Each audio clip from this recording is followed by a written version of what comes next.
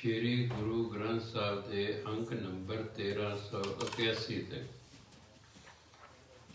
ਅੰਗ number 1381 66 number ਤੋਂ ਬਾਅਦ ਹੈ।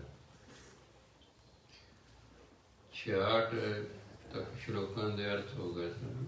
ਅੱਜ 67ਵਾਂ ਸ਼ਲੋਕ ਸ਼ੁਰੂ ਹੋਣਾ। ਫਰੀਦਾ ਇਟ ਸਰਾਣੇ ਭੋਏ ਸਵਨ, ਕੀੜਾ ਲੜਿਓ ਮਾਸ, ਕੇਤੜਿਆਂ ਜੁਗ ਵਾਪਰੇ, ਇਕਤ ਪੈਣਾ ਪਾਸ। ਕਈ ਵਾਰੀ ਬੰਦੇ ਨੂੰ ਕਹਿੰਦੇ ਭਾਈ ਤੂੰ ਉੱਠ ਨਾਮ ਜਪ ਲੈ, ਇਹ ਉੱਠਦਾ ਨਹੀਂ। ਹੁਣ ਉੱਠਦਾ ਹਾਂ, ਠਹਿਰ ਕੇ ਉੱਠਦਾ ਹਾਂ। ਮੈਂ ਕਈਆਂ ਨੂੰ ਜਾਣਦਾ, ਅਲਾਰਮ ਵੀ ਲਾਇਆ ਹੁੰਦਾ ਹੈ। ਅਲਾਰਮ ਵੱਜਿਆ ਹੈ, ਅਲਾਰਮ ਨੂੰ ਬੰਦ ਕਰਕੇ ਆਪ ਫਿਰ ਸੌਂ ਜਾਂਦੇ ਨੇ। ਉਹ ਅਲਾਰਮ ਲਾਉਣ ਦਾ ਕੀ ਫਾਇਦਾ?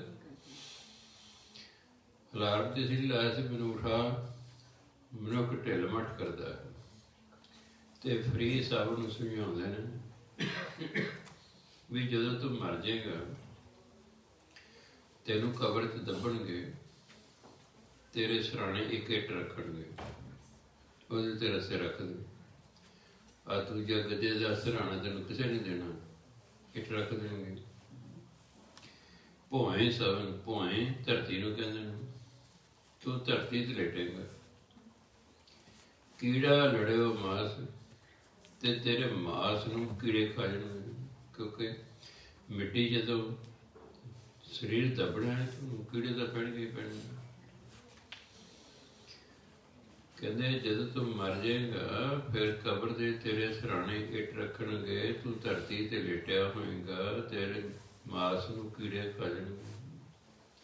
ਕੇਤੜਿਆਂ ਜੁਗ ਵਾਪਰੇ, ਇਕਤ ਪਿਆਂ ਪਾਸੇ, ਇੱਕੋ ਪਾਸੇ ਪਿਆ ਪਿਆ। ਕਿ ਉਹ ਮੁਰਦੇ ਨੇ ਕਿਹੜਾ ਕੋਈ ਪਾਸਾ ਪਲਟਣਾ ਹੁੰਦਾ।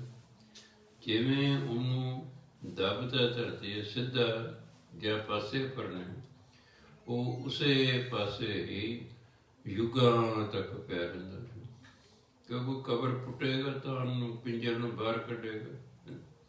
ਸਮਝਾਇਆ ਫਿਰ ਤੂੰ ਯੁੱਗਾਂ ਤੱਕ ਹੀ ਲੇਟੇ ਰਹਿਣਾ, ਉੱਠ, ਅੰਮ੍ਰਿਤ ਵੇਲਾ ਹੋ ਗਿਆ, ਨਾਮ ਜਪ। ਉਹਨੂੰ ਉਦਾਹਰਨ ਦੇ ਕੇ ਸਮਝਾਇਆ ਫਿਰ ਪਿਆ ਹੀ ਰਹਿਣਾ। ਉਹ ਕੋਈ 2-4 ਸਾਲ ਨਹੀਂ, ਕਹਿੰਦਾ ਯੁੱਗਾਂ ਤੱਕ ਤੂੰ ਪਿਆ ਰਹਿਣਾ। ਔਰ ਪਿਆ ਵੀ ਇੱਕੋ ਪਾਸੇ ਰਹਿਣਾ, ਪਾਸੇ ਵੀ ਤੂੰ ਬਦਲ ਨਹੀਂ ਸਕਦਾ। ਸਰੀਰ ਨੂੰ ਵੀ ਹੌਲੀ ਹੌਲੀ ਕੀੜਿਆਂ ਨੇ ਖਾ ਜਾਣਾ।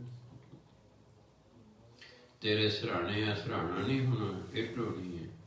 ਹੇਠਾਂ ਕੋਈ ਬੈੱਡ ਨਹੀਂ ਹੋਣਾ, ਭੋਏ ਤੇ ਲਿਟਣਾ, ਜਿਹਦੇ ਲਿਟਿਆ ਹੋਵੇਗਾ, ਹੇਠਾਂ ਧਰਤੀ ਤੇ ਲਿਟਿਆ ਹੋਵੇਗਾ।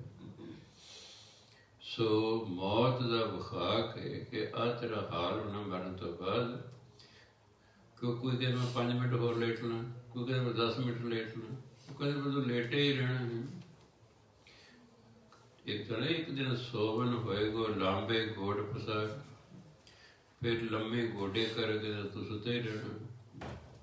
ਸੋ ਜਿੰਨਾ ਸਮਾਂ ਮਿਲੇ ਫਰੀ ਸਕਦੇ ਭਾਈ ਨਾਮ ਜਪੋ, ਉੱਠੋ ਬੈਠੋ, ਤਿਆਰ ਰਹੋ, ਸੁੱਤੇ ਨਾ ਰਹੋ। ਕਿਉਂਕਿ ਇੱਕ ਦੇ ਮਰਨ ਤੋਂ ਬਾਅਦ ਫਿਰ ਸੌਣਾ ਹੀ ਸੌਣਾ, ਔਰ ਸਦੀਆਂ ਤੱਕ ਸੁੱਤੇ ਰਹਿਣਾ। ਹੁਣ ਤੇ ਤੂੰ ਚੰਗੇ ਮੰਜੇ ਤੇ ਸੁੱਤਾ ਹੈ, ਸਰਾਣੇ ਬਿਸਤਰੇ ਦੇ ਸੁੱਤਾ ਹੈ, ਸਰਾਣਾ ਵੀ ਹੈ ਸਿਰ ਹੇਠਾਂ, ਫਿਰ ਕਿ ਧਰਤੀ ਦੇ ਪਿਆ ਹੋਵੇਗਾ। ਸੋ ਇੰਨੇ ਤੇਰੇ ਦੇ ਸੁੱਖ ਸਹੂਲਤਾਂ ਮਿਲੀਆਂ ਨੇ, ਤੂੰ ਉੱਠਦਾ ਨਹੀਂ, ਨਾਮ ਨਹੀਂ ਜਪਦਾ। ਕਹਿੰਦੇ ਨਹੀਂ ਤਾਂ ਫਿਰ ਮਰ ਕੇ ਤੇਰਾ ਆਹ ਹਾਲ ਹੋਣਾ। ਸਮਝਾਇਆ ਇਸਨੂੰ। ਇਹ 'ਚ ਇੱਕ ਸ਼ਬਦ ਹੈ ਸਰਾਣੇ, ਰਾਰੇ ਦੇ ਪੈਰ 'ਚ ਹਾਹਾ ਲਾ ਕੇ ਬੋਲਣਾ ਸਰਾਣੇ। ਦੂਜੇ ਸ਼ਬਦ ਹੈ ਭੋਏ, ਇਹਨੂੰ ਪੜ੍ਹਨਾ ਭੋਏ, ਧਰਤੀ ਨੂੰ ਕਹਿੰਦੇ ਭੋਏ। ਤੀਜਾ ਸ਼ਬਦ ਹੈ ਕੇਤੜਿਆ, ਇਹਨੂੰ ਪੜ੍ਹਨਾ ਕੇਤੜਿਆਂ। ਅੱਗੇ ਪਿਆ, ਉਹਨੂੰ ਪੜ੍ਹਨਾ ਪਿਆਂ। ਫਰੀਦਾ ਇੱਟ ਸਰਾਣੇ ਭੋਏ ਸਵਨ, ਕੀੜਾ ਲੜਿਓ ਮਾਸ, ਕੇਤੜਿਆਂ ਜੁਗ ਵਾਪਰੇ, ਇਕਤ ਪਿਆਂ ਪਾਸ। ਅੱਗੇ ਫਰੀਦ ਸਾਹਿਬ ਕਹਿੰਦੇ ਫਰੀਦਾ ਭਰਨੀ ਘੜੀ ਸਵੰਨਵੀ, ਟੁੱਟੀ ਨਾਗਰ ਲੱਜ ਅਜ਼ਰਾਈਲ, ਇਹ ਫਾਰਸੀ ਅਰਬੀ ਦਾ ਸ਼ਬਦ ਹੈ। ਆਪਾਂ ਜੇ ਯਮਰਾਜ ਕਹਿੰਦੇ ਹਾਂ, ਉਹ ਅਜ਼ਰਾਈਲ ਕਹਿੰਦੇ। ਅਜ਼ਰਾਈਲ ਜਿਹਦੇ ਪੈਰ ਬਿੰਦੀ ਲਾ ਕੇ ਪੜ੍ਹਨਾ ਹੈ, ਫਰੇਸ਼ਤਾ, ਸੱਸੇ ਦੇ ਪੈਰ ਬਿੰਦੀ ਲਾਉਣੀ, ਫਰੇਸ਼ਤਾ, ਫਰਿਸ਼ਤਾ, ਦੇਵਤਾ ਜਿਹਨੂੰ ਆਪਾਂ ਕਹਿੰਦੇ, ਹਿੰਦੀ ਪੰਜਾਬ ਵਾਲੇ ਦੇਵਤਾ ਕਹਿੰਦੇ ਨੇ, ਉਹ ਫਰਿਸ਼ਤਾ ਜਾਂ ਫਰੇਸ਼ਤਾ ਕਹਿੰਦੇ। ਅੱਗੇ ਨਾਠੀ ਸ਼ਬਦ ਹੈ, ਨਾਠੀ ਮਨੇ ਪ੍ਰਾਹੁਣਾ। ਫਰੀਦਾ ਭੰਨੀ ਘੜੀ ਸਵਨਵੀ, ਟੁੱਟੀ ਨਾਗਰ ਲੱਜ ਅਜ਼ਰਾਈਲ ਫਰੇਸ਼ਤਾ, ਕਹਿ ਕਰ ਨਾਠੀ ਅੱਜ। ਭੰਨੀ, ਭੰਨ ਟੁੱਟ ਜਾਣਾ, ਤੂੰ ਇਹ ਚੀਜ਼ ਭੰਨ ਦਿੱਤੀ ਹੈ, ਤੋੜ ਦਿੱਤੀ ਹੈ। ਘੜੀ, ਇੱਕ ਘੜਾ ਹੁੰਦਾ, ਉਹ ਵੱਡਾ ਹੁੰਦਾ, ਉਹ ਤੋਂ ਛੋਟਾ ਜਿਹੜਾ ਘੜਾ ਉਹਨੂੰ ਕਹਿੰਦੇ ਘੜੀ। ਇੱਕ ਘੜੀ ਹੱਥ ਤੇ ਬੰਨਣ ਵਾਲੀ ਹੁੰਦੀ ਹੈ, ਉਹ ਨਹੀਂ, ਛੋਟੇ ਘੜੇ ਨੂੰ ਕਹਿੰਦੇ ਘੜੀ। ਸਵੰਨਵੀ, ਸੋਹਣੇ ਰੰਗ ਦੀ, ਵੰਨ ਰੰਗ ਨੂੰ ਕਹਿੰਦੇ ਨੇ। ਸੱਸਾ ਜੇ ਅੱਗੇ ਲੱਗਦੇ ਸੋਹਣਾ ਹੁੰਦਾ, ਕੱਕਾ ਲੱਗ ਜੇ ਭੈੜਾ ਹੁੰਦਾ।